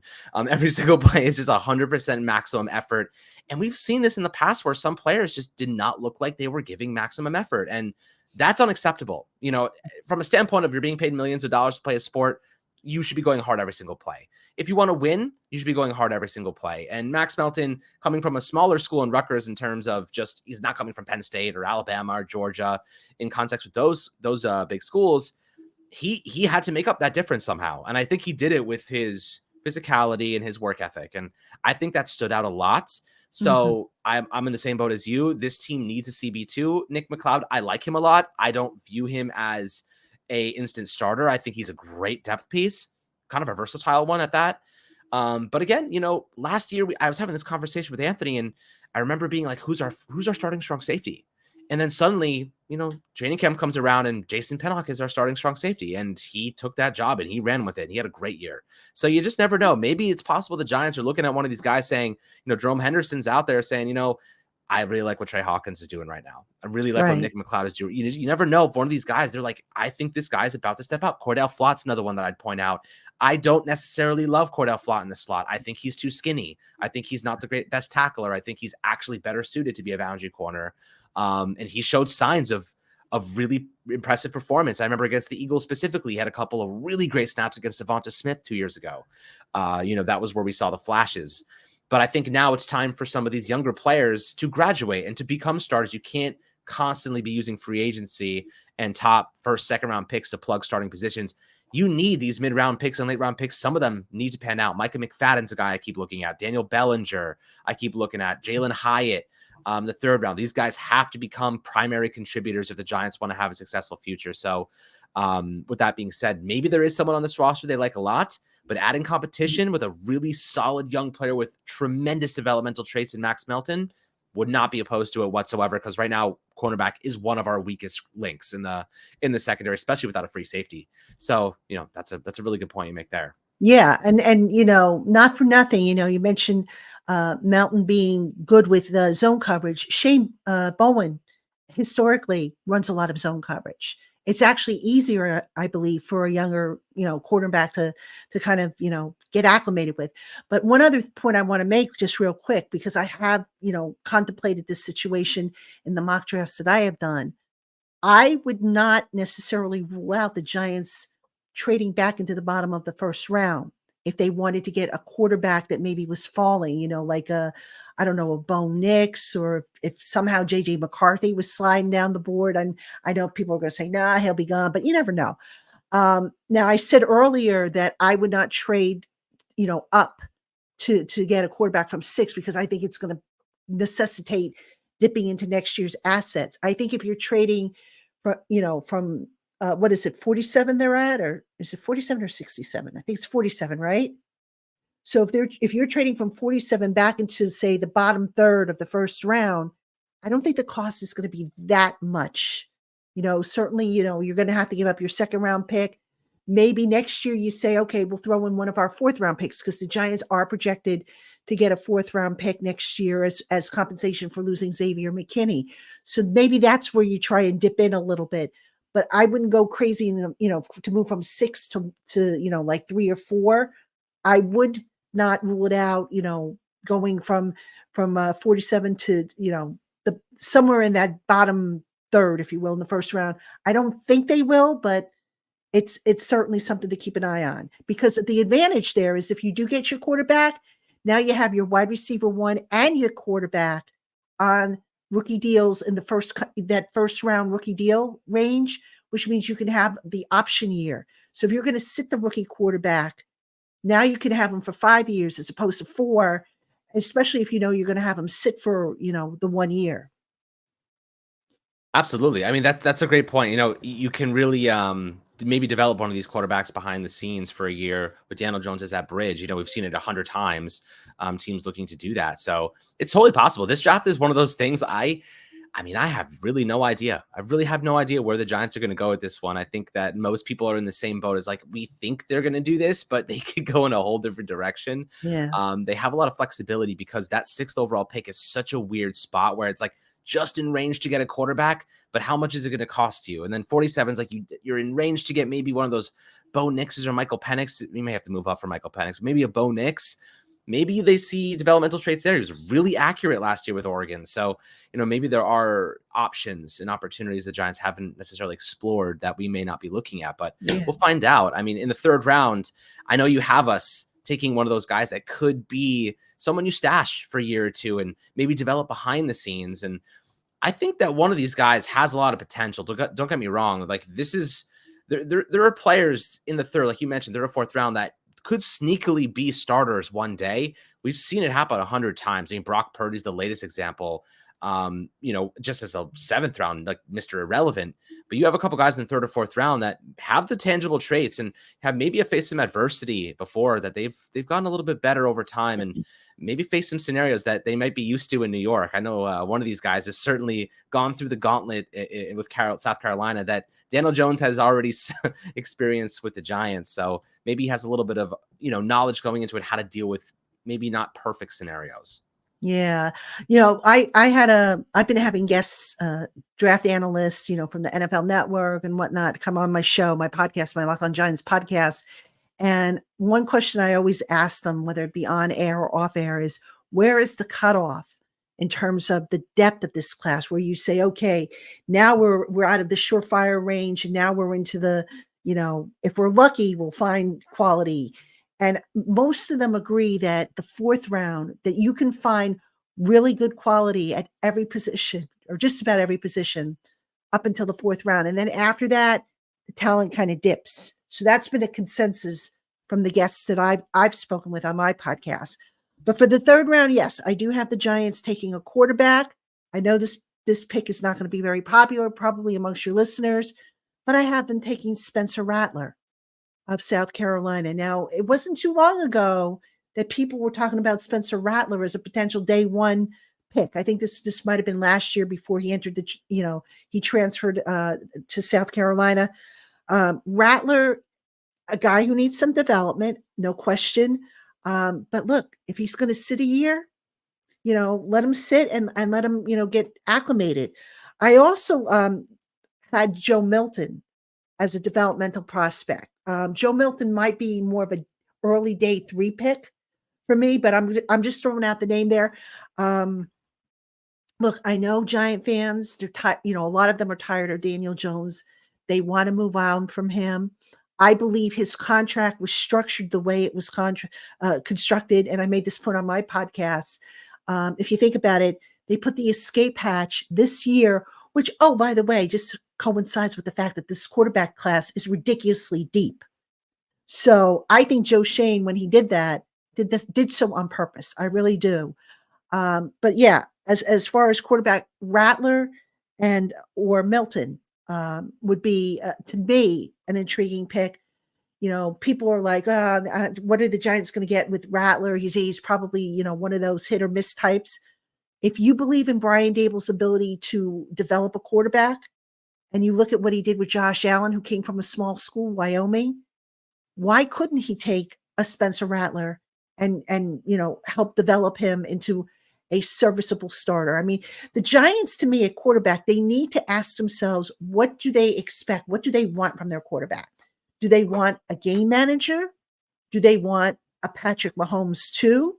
Or something in between? That's what they need to really ask themselves. And I think once they answer that question, then they can say, okay, this is a cluster of quarterbacks that fit, the next Patrick Mahomes. This is the cluster that fits the next Josh Allen. This is the cluster that fits the next game manager. And just, go from there. One thing we haven't talked about, I'll mention it real quick. The play calling is going to be important this year. I still believe Brian Dable is going to take over the play calling, because if there is a young quarterback drafted, which I believe there will be, let that guy become familiar with how Dable calls plays. It's going to be a little different than what Mike Kafka might call, or what Shea Tierney, the passing game coordinator, might call. So I just think everything's kind of aligning in such a way that A, they take a quarterback, although not necessarily in the 1st round. B, they let the kids sit and see, let Dable develop them through, okay, this is what we did. What do you see? And just putting all that stuff on the whiteboard every week and helping that kid develop to where, if he needs to step in, because God forbid, Daniel Jones can't play, or Drew Lock can't play, or Tommy DeVito's not around. Now maybe the kid is, a little bit further along than had he been otherwise. Yeah, and I think the interesting point that you make is like, are they trying to find this cluster of quarterbacks that are like Josh Allen or Patrick Mahomes? And, it's not that Josh Allen can't beat Patrick Mahomes. It's that the Kansas City defense has Steve Spagnuolo, and they have a bunch of really, really good players the Buffalo Bills defense was old last year, and the year before that, still heading towards the end of their prime. And, Von Miller's not the same. They really just didn't have AJ Epinesa, not the same as Chris Jones and some of these guys coming off the edge for the Chiefs, not to mention, having, L'Jarius Sneed and McDuffie. Like, they have some really great players over there. And the truth is Josh Allen could have won against the Chiefs, but the Chiefs have a better defense. And the Giants, they have to find a quarterback who can score at a high level, but have the defense to survive against some of those great quarterbacks. Dexter Lawrence, Kayvon Thibodeau, and Brian Burns are going to help a lot with that, right? Deontay Banks going to help a lot with that. So, like you said, they really have to find that quarterback. And even if it means using Daniel Jones as a bridge as they develop a player that they think can become that, Josh Allen wasn't an overnight story. He was a 3-year project in the making. And Josh Allen and Brian Daboll worked with Josh Allen for years to get him. They rebuilt the entire playbook after the first season just to get him where he needed to be. And the one thing about Josh Allen that not many quarterbacks have, he is a true gunslinger. I like Drake May as the comparison for that. So, looking at kind of where the Giants go in this draft class, what I like about Rattler is he already knows what adversity looks like. He had one of the worst offensive lines in college football. His best playmaker was Xavier Legette, who's a good player, but he's not Malik Neighbors. He's not Rome Odunze. He's not Jalen Polk. He's not McMillan. He's not Brian Thomas. He's not, any of these guys. He is a player that's coming from a school where he had minimal support. And that is what the Giants have given their quarterbacks over the last 5 years, minimal support, whether it be, Kenny Golladay, who I guess was already kind of on his way out, didn't even play last year. Saquon Barkley was oft injured and our offensive line was beat up and we didn't really have a top quarterback. Darren Waller, while great, also injury prone.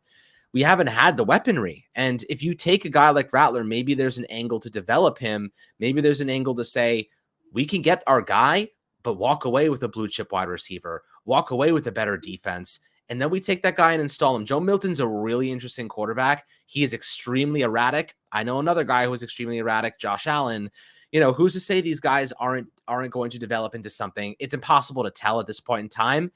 But I will say this, and we'll end our mock draft here, and I'll get your take on this one last thing. At this point, I'm not so much buying into the quarterback. I'm buying into Brian Daboll's ability to develop said quarterback because, like you said, what he did with Allen, what he did with Tommy DeVito, goodness gracious, Tommy DeVito is not, in my opinion at least, is probably not active on any other roster in the game.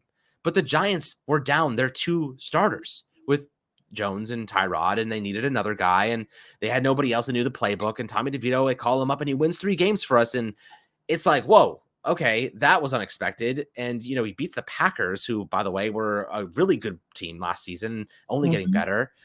Jordan Love waited 3 years to get that job, 2 years to get that job. So, maybe the Giants say to themselves, well, we actually, there's a guy in this draft class that we love, who we can get after the first round, don't have to mortgage our future. In the development, we don't have to throw them into the fire immediately. So it's possible. Look, anything's possible. I'm not ruling it out. But like I said before, and I'll get your take on this specifically. I'm more so about trusting Brian Daboll to develop the player he has the most faith in to become great, more so than the player that they think they need to sell the farm on to acquire right now. So, what are your thoughts on just Brian Daboll's ability to develop these quarterbacks? I mean, he has a history. And, I mentioned this, the play calling aspect, it's interesting. We asked Mike Kafka about his promotion and, what his tasks are. And he talked about some of the off-season tasks. And when I heard that he got that promotion and that Shea Tierney got the passing game coordinator promotion, the first thing that popped into my mind is Daboll's getting ready to call the plays. And I say that because, okay, the assistant head coach, he's going to have additional game day responsibilities that maybe free up Daboll to call some of the plays. Same thing with the passing coordinator. Just all the signs are pointing to Daboll taking over the play calling. And I think as part of the developmental process, even though a young quarterback won't necessarily be behind center, at least not in the beginning, let him get an idea, let him get a feel for how Daboll operates as the play caller. Because think about it. if Kafka, if they said, oh, Kafka's going to call the plays, well, there's a chance Kafka's not back in 2025, that he gets a head coaching job. So wouldn't you want consistency in your play calling, which is why I think the Giants go with Dable. I think it makes sense. Let him contribute to, developing the young quarterback. Let the young quarterback get a feel for how the coach calls plays. Because again, it's going to be different than what Kafka or anybody else would do. And just build up that continuity. We talk about, Daniel Jones and how he had how many different offensive coordinators in his ear? Make it consistent. Make Brian Dable your play caller. And this way, it'll be consistent. And a young quarterback won't go through necessarily the same agita that maybe Daniel Jones did with the different play callers in his ear every other year. Yeah, absolutely. I mean, right now with the Giants, I am so excited to see what they do, because as a Giants fan, and you've been watching this team and following this team and reporting on this team for a long time, this is one of those moments, and this is a draft that could determine the future of Joe Schoen and Brian Dable's career here. It really could. And that's kind of exciting. It's and they know that, right? They know that this is a peak moment in their careers and the trajectory of where they're going. And if they get this right, not only do they have job security for the next decade, but they can do something that Giants fans have been starving for a long time. They can bring a lot of happiness, a lot of really good moments to a fan base that is starving for it. We reminisce on the old times, and that's what we have right now. And we reminisce on some of the great players and performances like Odell Beckham Jr. and Saquon Barkley's early years. But it's been a long time since we've seen consistent success. And I think that's the primary word, consistent. But Patricia, that wraps up our 3-down mock. Thank you so much for joining us for our 20K special and being a really big piece of this puzzle. It's been awesome to get your opinions and your takes. And of course, we'll know a lot more about what they do in the next couple of weeks here. But as always, really appreciate your work, and very well respected media member in this community and content creator. And, I just wanted to say thank you so much. And if you want to give any last words and, point people to your channel as well, I'm happy to help you do that. Yeah, I appreciate it. Thank you for having me on. First of all, I was surprised that you had me on, but I do appreciate the opportunity to talk with you, because I think the world of you, as you know. Yeah, you guys can find me if you want. I'm over on the Locked On Giants podcast. We're Monday through Friday, so I'm doing podcasts every day. Draft weekend, we'll probably do them over the weekend as well. So we've got guests, we've got me just laying out different scenarios and whatnot. So come on over, join us. I keep telling my listeners that I can't have the Locked On Cowboys podcast beating me in subscribers on YouTube, and right now they are. So please help a fellow Giant community member out. Also, you can find my written work. I'm over on si.com/NFL/Giants. It's part of the Fan Nation Network. We used to be known as Giants Country, but I think that name's going away. So check us out on si.com under teams, and we're doing content every day, multiple times a day. Follow me on Twitter or X at Patricia_Trainah, and make sure you're also following me on Instagram at Patty Trainah, PATTITRAINA, because I do post videos, audio clips, and other stuff. So we got Joe Schoen coming up this week. He'll be talking on Thursday, so I'll have clips from that. So just, please follow me along. And if you have a question, want to participate in our mailbags and whatnot, I put out all calls towards the end of every week, and I'm always happy to hear from Giant fans. Well, there you have it, folks. Everyone, go check out the Locked On Giants channel. Awesome content there as well, and appreciate your time as always, Patricia. And we'll catch you guys on the next one. Next up in our 20K subscriber special, we have John Silver from the AEW, friend of the channel. He's been on here a few times before, coming in to give his picks for the upcoming 2024 NFL Draft, doing his mock today. John, how are you doing today, my friend? I'm doing great today. Nice little travel day. Woke up at 5:30 in the morning to go home. So a little sleepy, but I love talking mock drafts. So let's do it. Home in Massapequa, is that right? Massapequa, New York. Yes, sir. I love it there. Long Island boys unite. But let's go ahead and talk about this upcoming first round of the draft. The Giants, a lot of speculation. Will they trade up? Maybe they'll trade down. Joe Schoen said something today, the day we're recording this on Thursday, about a lot of teams calling him. Maybe he's going to move down in the draft. That's also a possibility. But then you have the option of quarterback, wide receiver, maybe offensive lineman. So much going on for the Giants.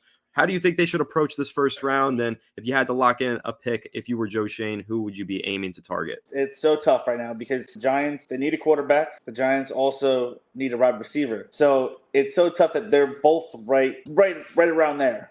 So if you're gonna go for a quarterback, you more than likely, depends on if the Patriots want to trade down, you might have to settle for your 4th overall quarterback when the number 2 or 3 receiver is right there, and they seem like home run. What I see, I think they're gonna go quarterback or receiver. If the Patriots do want to trade down, I think it makes it easier for us to even potentially get JJ if they really like JJ at 6. So of those quarterbacks who could be available, whether you mean Drake May, JJ McCarthy, maybe Jaden Daniels, who do you lean towards? Who do you think would be the best pick for the New York Giants? I'm leaning a little bit towards Drake May. I think he's a great quarterback. I don't think I'm sure scouts see different things than me because there's some times I'm like, this quarterback's gonna be great and they suck, and there's sometimes I'm like, this quarterback's gonna suck and they're great. But I don't know. I think Drake May looks like a great quarterback. Yeah, I mean, look, I'm a big fan of Drake May. I think that he is one of the premier quarterbacks to give Brian Daboll. Honestly, I just want to give Brian Daboll a ball of clay to work with. I just want to give him a quarterback that he can say, well, this guy's got a gunslinger mentality. This guy's got a great arm. He's got athleticism. He can run. He can throw. A lot of people will say, well, that sounds like Daniel Jones, a little bit cheaper and a little bit younger. So, why do you think the Giants should be drafting a quarterback? Do you think that Brian Daboll, we owe him this? In my opinion, I think we owe him this. I think that we hired him to develop a young quarterback to be the future. He inherited Daniel Jones with a lot of bad habits, a lot of problems because of the offensive line, because of things that he had nothing to do with. Do you think it's imperative that the Giants give Brian Daboll that young player to mold, that ball of clay like of Drake May?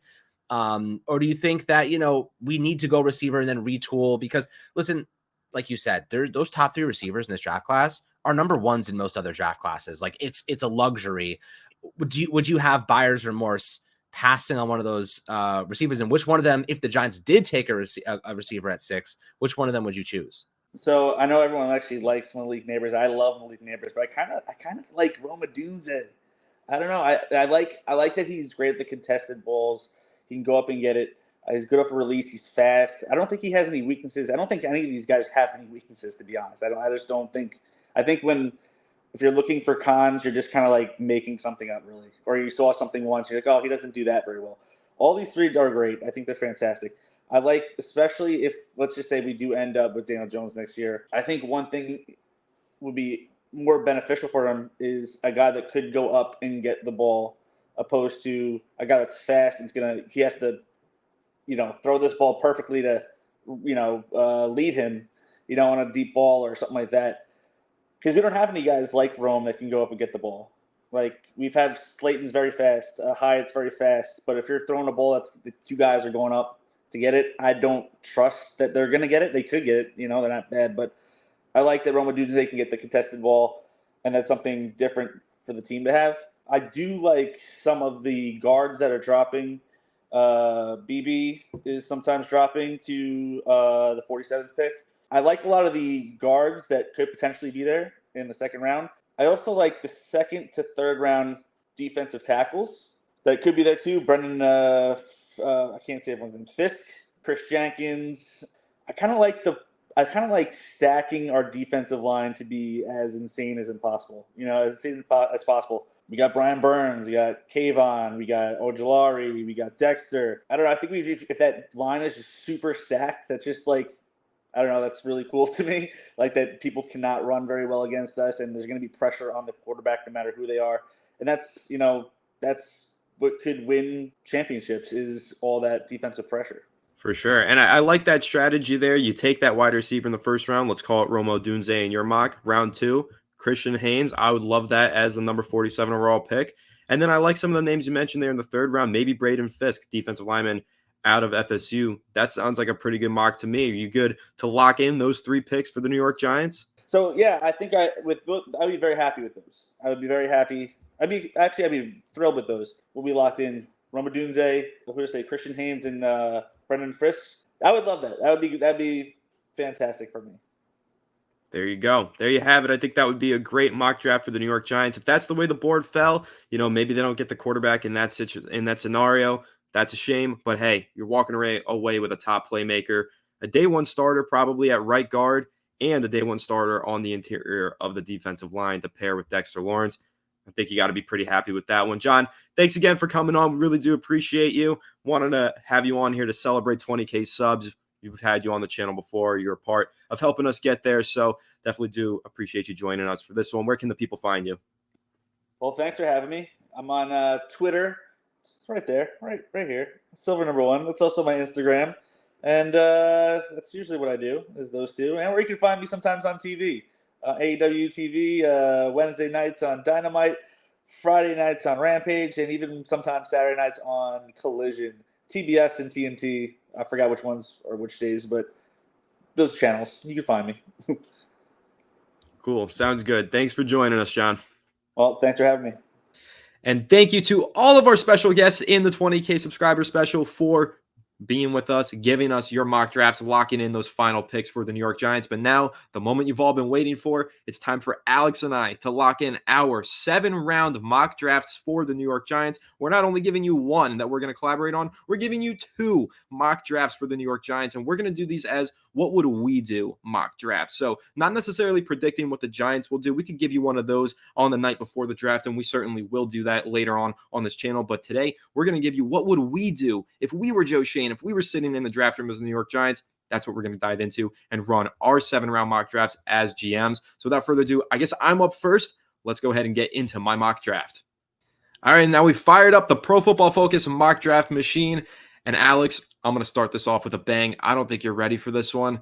This mock draft, I'm going to go ahead and start it out making a trade. If I were Joe Schoen, I'm sitting in the driver's seat right here, right now. I'm making a trade, and I'm going to surprise you what trade I'm doing, because here's what I think is going to happen. I think Caleb Williams 1. I think Jaden Daniels 2. And honestly, I think that the New England Patriots are going to stick and pick and take Drake May.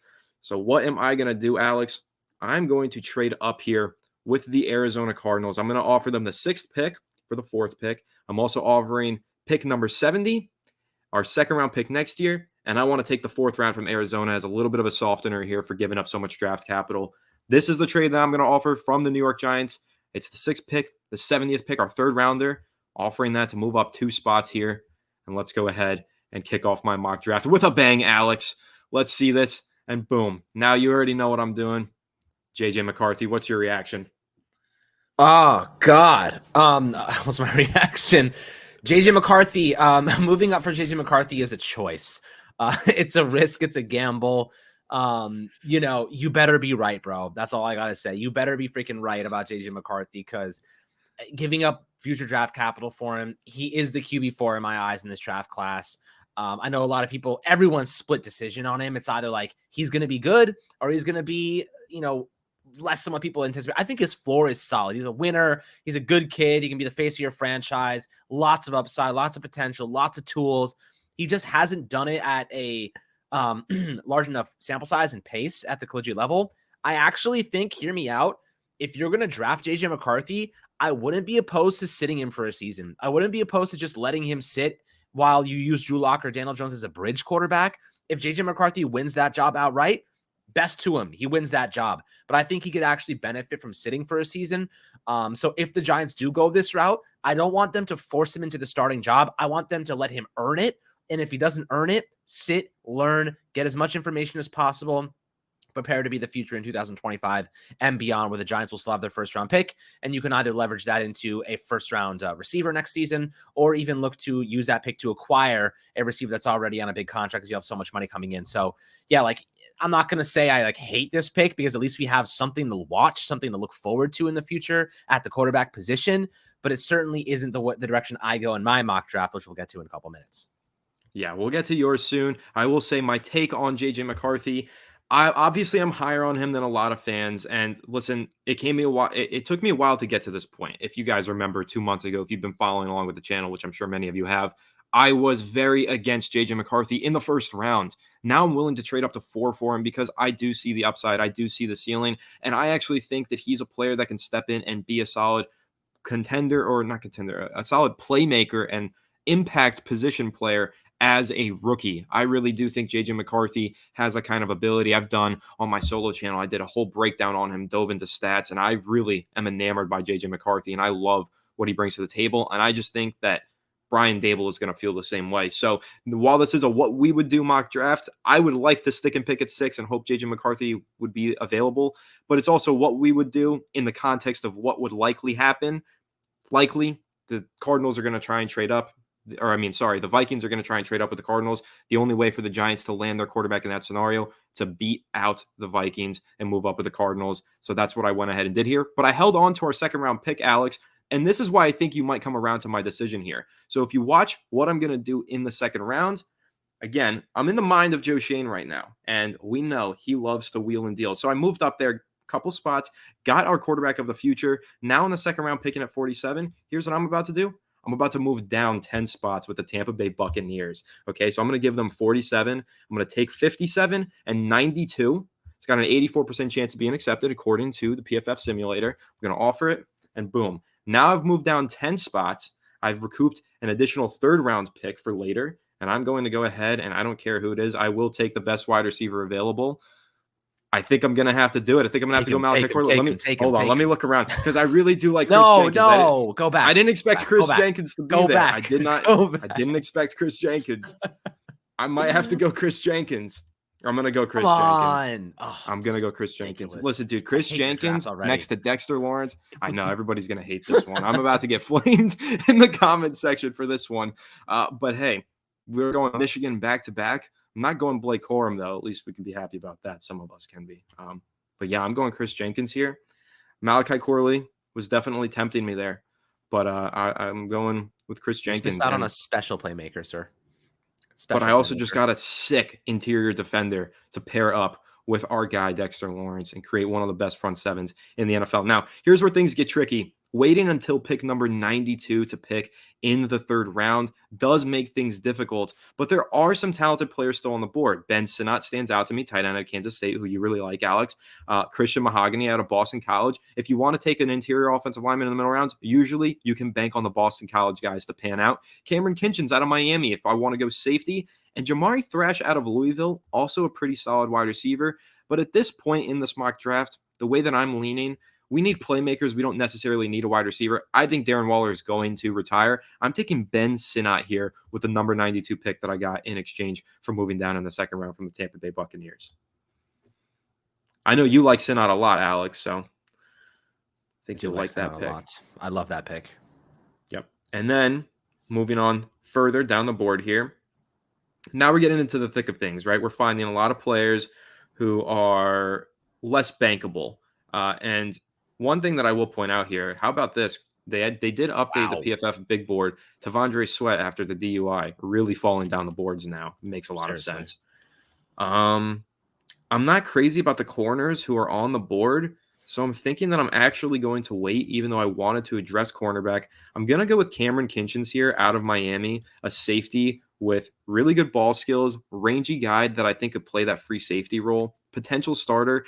I don't think that he's going to be an immediate starter, an immediate day one player for the Giants, but someone that they could develop in this group of young safeties that they have. So I'm going Cameron Kinchins here. All right. We'll take it. We need some developmental guys there anyway.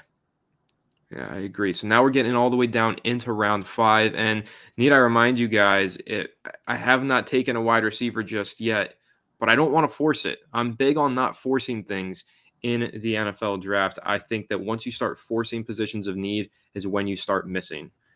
So now we're all the way down here. One of my picks. Well, that's the good thing about this exercise. You know, we're going to take a look at 2 different approaches, and everybody's going to probably flame mine and really praise yours. So doubt it. I'm looking at the corners here. This is really tough. Anthony Gold is actually not a bad player out of Oregon State, deeper into the draft. Maybe I go with that. We are in the thick of things now in this mock draft. And here's what I'm going to do. I'm going to go ahead and take a player that I know you like as well, Alex, Braden McGregor. I think that as a rotational pass rusher, or rotational player really, 6'6", 267, I like him to fit that Jihad Ward role, kind of be your depth piece as a big, beefy edge setter. I like Braden McGregor in that role. I'm going to go ahead and take him in the 5th round. And moving into the 6th round, here we go. Let's go ahead and just take probably the best receiver available is what I'm going to have to do here, since I didn't even take a wide receiver. I'm about to get flames for not taking a wideout. I was hoping, this is truthfully what I was hoping, was in the second round, Xavier Legette would fall to 57. It just didn't happen. So unfortunately, here we are. And Here we I'm are. going to go ahead and I'm not even going to Means. force a wide receiver here. Bub Means, what a name. I know. That's what I'm saying. What a name. Might even have to Joshua just take him to Cephas. bank on. Cephas is an interesting player. Bank on the name there. TCU cornerbacks, I like them. Let's go Josh Newton, and boom. That's going to round out my mock draft. All right, let's see. Looking like a little bit of a Gettleman draft, sir. Let's see this monstrosity. Oh dear. Lots of Michigan in this, which is not a bad thing. You look at kind of the Eagles go all Georgia players.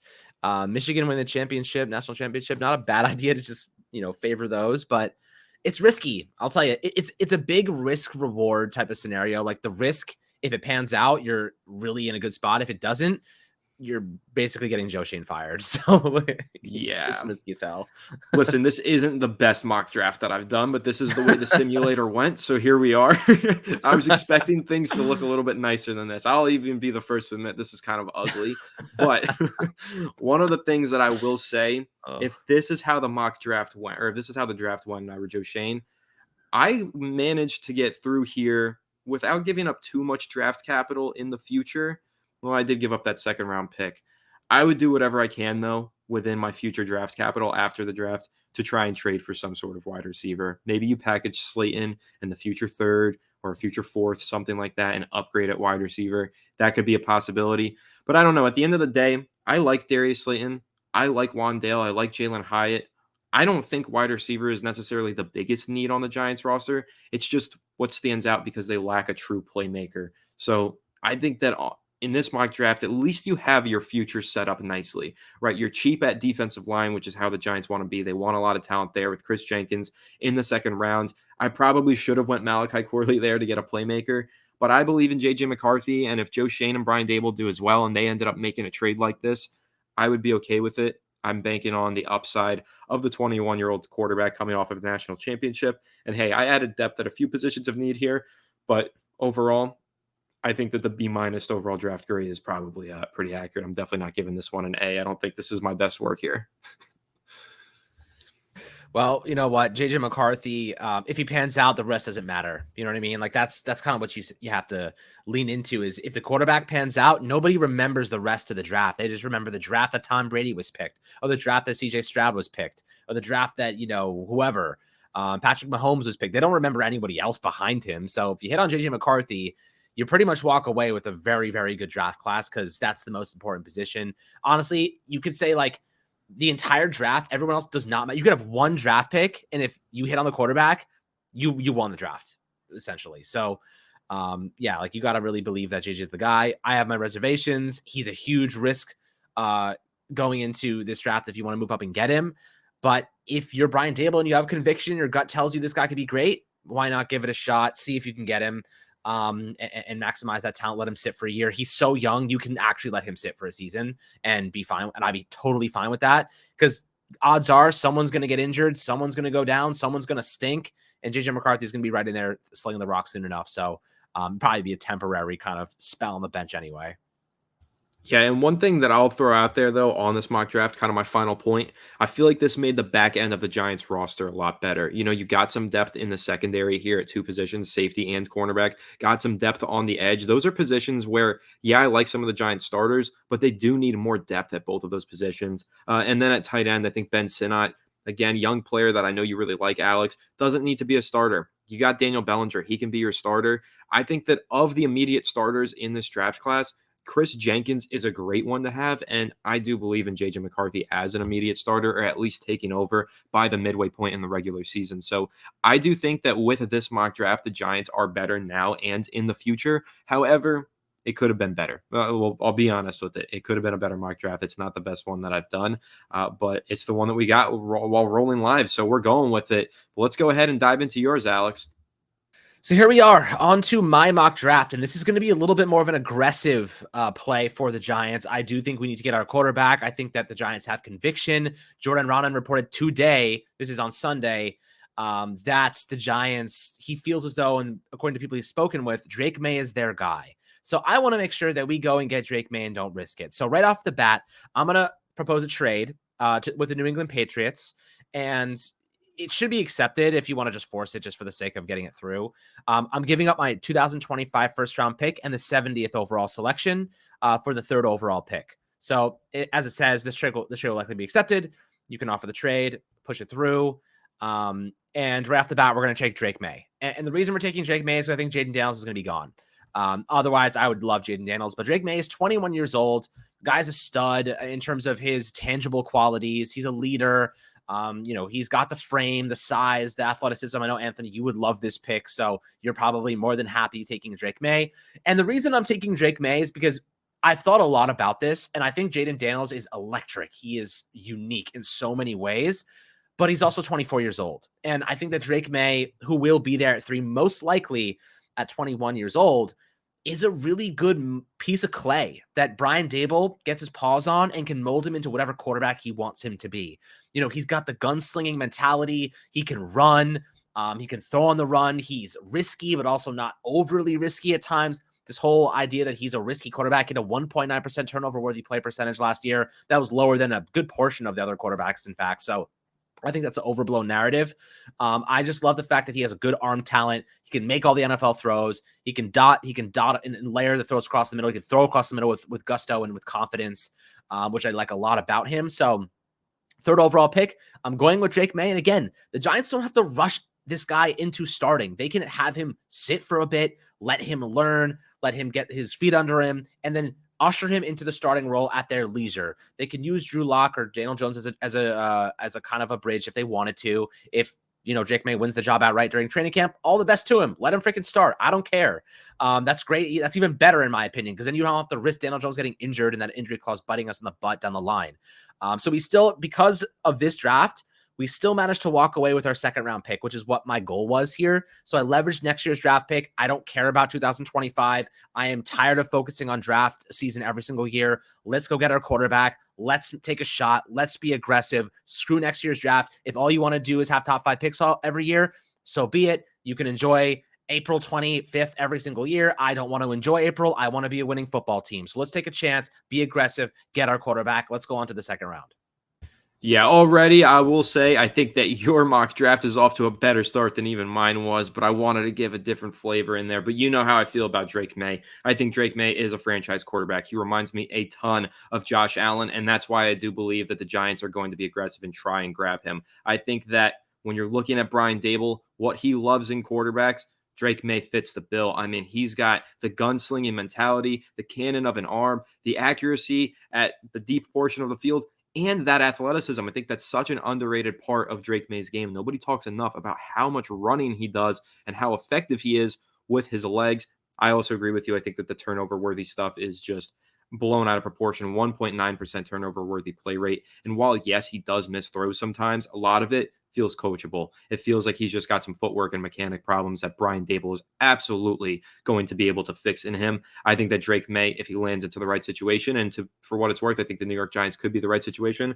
I believe that he's going to be a franchise quarterback and a top tier quarterback at that. So love this pick from you, Alex. I'd be aggressive as well if I were Joe Schoen. You don't know how many years you're going to be the Giants GM. It's a hot seat, I would believe. So I'm going to go ahead and move up, sacrifice that first round pick. Take Drake May as well. Love the selection there. Let's move on to your 2nd round draft selection. Okay, so 2nd round, I'm taking the best receiver available, and that is, I'm just telling you right now, I think this player should be there right now, at least in the mock draft I did before. Yes, he's still there. So I'm taking Ricky Pearsall here at 47th overall. And yes, he's a little bit older, but this guy can operate in every facet of the field. He's traditionally, like, if you look at him, you're like, oh, he's a slot receiver. He's not just a slot receiver. This dude is a tremendous route runner, unbelievable hands. Some of the catches he makes are absolutely out of this world. All the routes, he can do it all. And I think this is a guy that, you give him to a Drake May, they're going to build chemistry really fast because, like I said, everything that's in his vicinity and his catch radius, he's bringing in. He had 2 drops last season. He had like one of the lowest drop percentages in college football.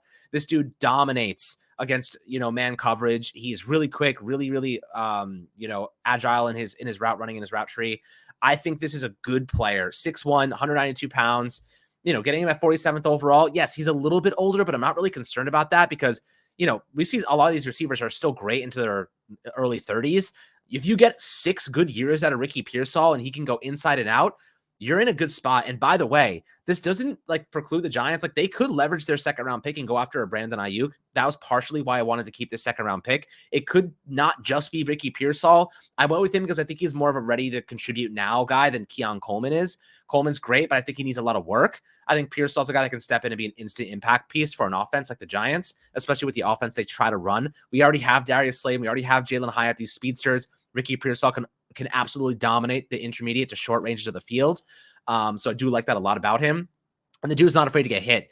Similar to Wan'Dale Robinson, that guy will take a slant across the middle and get absolutely laid out and hold on to the football. So I love his toughness. I think he's a leader. I think he's a guy that was underutilized at Florida. Their quarterback situation was a mess too. So it's you give him a chance with a young quarterback, the chemistry they're going to develop there is going to be really great. So I love taking Ricky Pearsall here with the 47th pick. Yeah, and my take on Ricky Pearsall, I do think this is a great selection. My only caveat here is that he is very much a slot receiver in my mind. I agree with you that he probably has more flexibility to move out wide than what Florida was willing to do with him. However, I would prefer to give the quarterback a big body perimeter receiver in this situation like a Coleman or a Leggett.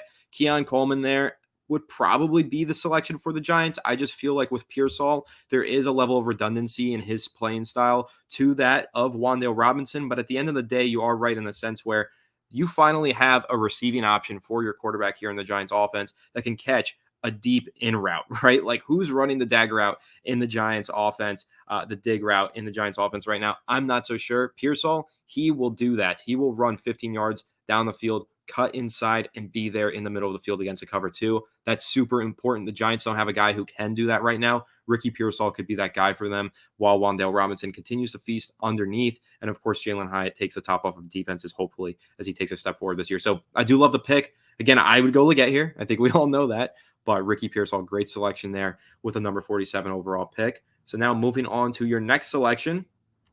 Let's go ahead. Yep. Down at 107. Who are you taking? So I will say this, the player that I had selected in the draft that I did before is not here on the board at the moment. So I'm just going to tell you who it was. Also, by the way, I don't think Leggett was on my board either.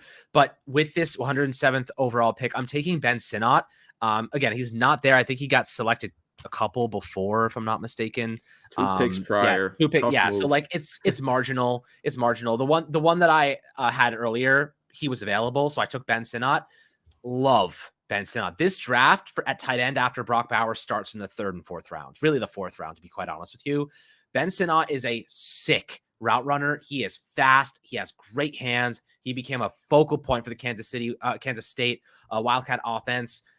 Go watch him. If you haven't seen him, go watch him. Now, the only thing you're going to see is that he's not the best blocker, but we have Daniel Bellinger to do that. You can move a guy like Ben Sinnott around the offense. You can put him in the slot, put him in the Z, put him in line, and he's got the frame at 6'4", 245 to be a big body. He's a big body. He can develop as a blocker. Let our coaching do the work there. Have him, kind of utilize that early capability. He gives me Sam Laporta vibes in the sense that the Lions did not really ask Sam Laporta to be a primary blocker all the time. They wanted him as a receiver. He was a primary receiving option on day one. He was a major focal point in their passing game. I think Ben Sinnott, especially because I think Darren Waller is going to retire, Sinnott steps in immediately, can be a receiver in that offense, a big body, underrated, dominate linebackers, and ultimately be a really good complement to Bellinger. If you're going to run heavy personnel, you can have them both out there. Play action, the guy's going to feast. That's where I kind of view him as a really good option for the Giants. Ben Sinnott, you had him as well. I think we're both in line here that I think they could end up drafting him. This is one player I'd keep an eye on, especially in the 4th round. They can move up a couple spots, guarantee a selection, because it looks like there's a 2-pick kind of differential between us right now and in terms of the draft and where I had him before. Maybe move up a couple spots, make sure you get him. This is going to be a really solid player if they develop him correctly. No, I totally agree with you. That's why I had him in my mock draft as well. I feel like Sinnott can be a weapon for you at multiple levels of the field. But let's just do for the practice sake, if Sinnott is taken off the board a couple picks beforehand, who are you looking at here? Are you still going tight end? Maybe you're going with, let's see if there's any rushers available that you might like in the backfield. Braylon Allen, I know you like Estime is going to go later. Estime's Anybody good. else I would on this consider list that you might Estime. take? I'd consider Estime. I think that we could use a running back. Braylon Allen, a lot of people love him. Maybe you even move back a couple spots and get Braylon Allen. You don't even have to like pick him there. You could probably get in like a 7th rounder, move back a couple spots, maybe, and add another pick. Maybe add like a future like 6th rounder. Still go tight end here if you wanted to go Theo Johnson, ends. athletic guy out of Penn State. Yep, also a good option. I do love Ben Sinnott, though. I just think he has so much developmental upside. Yeah, I mean, look, if I was probably going to tell you right now, I'd stick with Sinnott, but if I had to pivot, I think I'd go Audric Estime or Braylon Allen, sorry. So I think that those would be the 2 guys. If you want to go T'Vondre Sweat, comes with a lot of baggage, wouldn't go down that route personally, because I think the Giants are trying to get a little bit better in that area, not worse after the debacles of Kadarius Toney and, DeAndre Baker and whatnot. So I think that I'll go Braylon Allen, Audric Estime, or Ben Sinnott. Ben Sinnott's my preference. You guys could pick who you would like in that scenario. Also, Brendan Rice there is interesting as well out of USC. The Giants did take a good long look at him at the Senior Bowl. And also, I think they brought him in for a visit, if I'm not mistaken. It's possible they didn't, but I know they did host a couple of workouts. They definitely saw him a lot at the bowl, and then also his pro day, they went as well to USC. Yeah. They had a couple people there too. So that might be an interesting option in the 4th round as well. Yeah, Brendan Rice is a player that I like a lot, of course, if you guys don't know. Son of Jerry Rice. He's an interesting player, though. When I watched his film, he never looked extremely fast, but there were times where he was clocked in at like 22 miles per hour, but then he ran a relatively slow 40-yard dash time, so it's weird to see his game speed be so inconsistent, but also just a big body X receiver. Like he goes up there and he makes some plays. But then other times he gets overpowered. So just a young player with a lot of development left to be had. But I do like Brendan Rice. I'm going to go ahead and lock in Audric Estime for you because I know you do like him. That is your neighbor, so makes sense. Let's give you Audric Estime in the 4th round of this draft. And now here you are in round 5. Who did you have? So in round 5, I went with a cornerback, Nehemiah Pritchett. I don't know if he's on the board right at the moment. He's from Auburn. Really good player. 4.36 40-yard dash, 1.49 10-yard split. This is a guy with the size and the capacity to play in all different coverage schemes, whether it's zone, whether it's man. Really nice developmental traits. They have him graded as like a backup with potential to become a starter. So he's a guy that you let him compete. He's a lanky, like outside guy. 4th round projection, 6 foot, 190 pounds, a little bit of room to grow, but he has really great speed. This is the type of player the Giants are investing in these days. And mainly because when you're getting to the 5th and 6th and 7th rounds, you're going for elite athleticism. That's really what you're looking for, because most of these guys aren't going to have elite traits right now. Most of these guys are going to be flawed in a lot of ways. Pritchett's a great player for me because he comes with elite speed, good size, room to develop. And he had really good success in a lot of different coverage schemes with Auburn. So I think he does fit kind of a well-rounded, like moldable role. Give him to Jerome Henderson, let him cook. And I think that this is a player that could end up becoming pretty good. Obviously, he has to work on a couple of things, mainly tackling and whatnot. But I do believe that right now, when you're looking at Pritchett, this could be a nice little steal mid-round developmental project that could be starting in his 2nd season. Ultimately, I think he does have that level of upside. So that's where I'm going on this one. Could also help on special teams as a gunner for what it's worth right off the bat. Yeah, he's going to have to get a little bit stronger and improve his tackling in order to really contribute on special teams and in a defense. But I do agree with you. There are some things to like here. You like to bank on athletes in those middle rounds, and he's definitely got the speed. Could be an interesting selection here. So I like that one. We'll lock that one in for you. And now moving on to your 6th round pick, which I believe is indeed your final pick in this mock draft. Yep. So we have a final pick here. I'm going to go, this is, again, like these are just total what ifs at this point. I'm going to go with Josh Proctor out of Ohio State. Traditionally, Ohio State has really good defenses. I feel as though this could be a really solid special teams player. I don't think he's ever going to be starting for the Giants, but I do think that this is a guy that could end up becoming, even if he's in the 6th round, a lot of people have him as a 5th round draft grade, but he's a little bit older for a prospect. So I do like him as a special teams guy that steps in and helps there instantly. Solid player, pretty decent size at 6 foot 1.5, 200 pounds. Man, a 4.55 40-yard dash, not the fastest guy in the world, but this is another like gunner kind of option. Adequate tackler, solid against the run. Good anticipation, good mental stuff. So I do think that this is a player that could step in and certainly help the Giants if they wanted to go in a direction of going for a guy that could contribute on special teams immediately and maybe develop behind the scenes and be a good depth piece. Again, don't think he's gonna be a starter, but in the 6th round, you're looking for depth here and you're looking for special teams quality. This is a guy I could see standing out in that regard. Yeah, and one thing that I want to take note of here on PFF's mock draft simulator, at one point, they did have him as a top 50 to 100 pick before his stock plummeted all the way into the 200s. So I wonder what caused that. Might have to do some research on this player. Perhaps he's a hidden gem. Maybe he's a player with more talent than where he's going to be drafted. I don't know enough about Josh Proctor to say, but 6'2", 205 pounds. 25 years old definitely isn't the prettiest sight, but 6'2", 205 for a safety who had a 50% completion rate in coverage last year. I think I could get behind that as a late round flyer. So, all right, let's go ahead and see what your mock draft officially looks like. You did indeed beat me in overall PFF draft grade, which I knew you would because mine wasn't the best. Yeah, But if Ben Sinnott was there, it overall, would have been a little even better. So I would have yeah. taken Ben Sinnott for 107. But I'm happy with Estime because I think he's got a good upside too. No, I agree with you. This is a very nice mock draft. You have some solid developmental pieces here. One of the goals that I had in my mock draft was to try and move back at some point in order to gain more capital, because right here you only have 5 selections. I think this is a Giants team that needs depth at more spots, which is why I wanted to move down and just take the best player available for the most part and add some players at other positions of need for depth. But overall, I mean, this is a great mock draft, I would say. I mean, you got your franchise quarterback. You got a nice weapon that can contribute day one. You have a power back in your backfield to give you a little bit of a change of pace.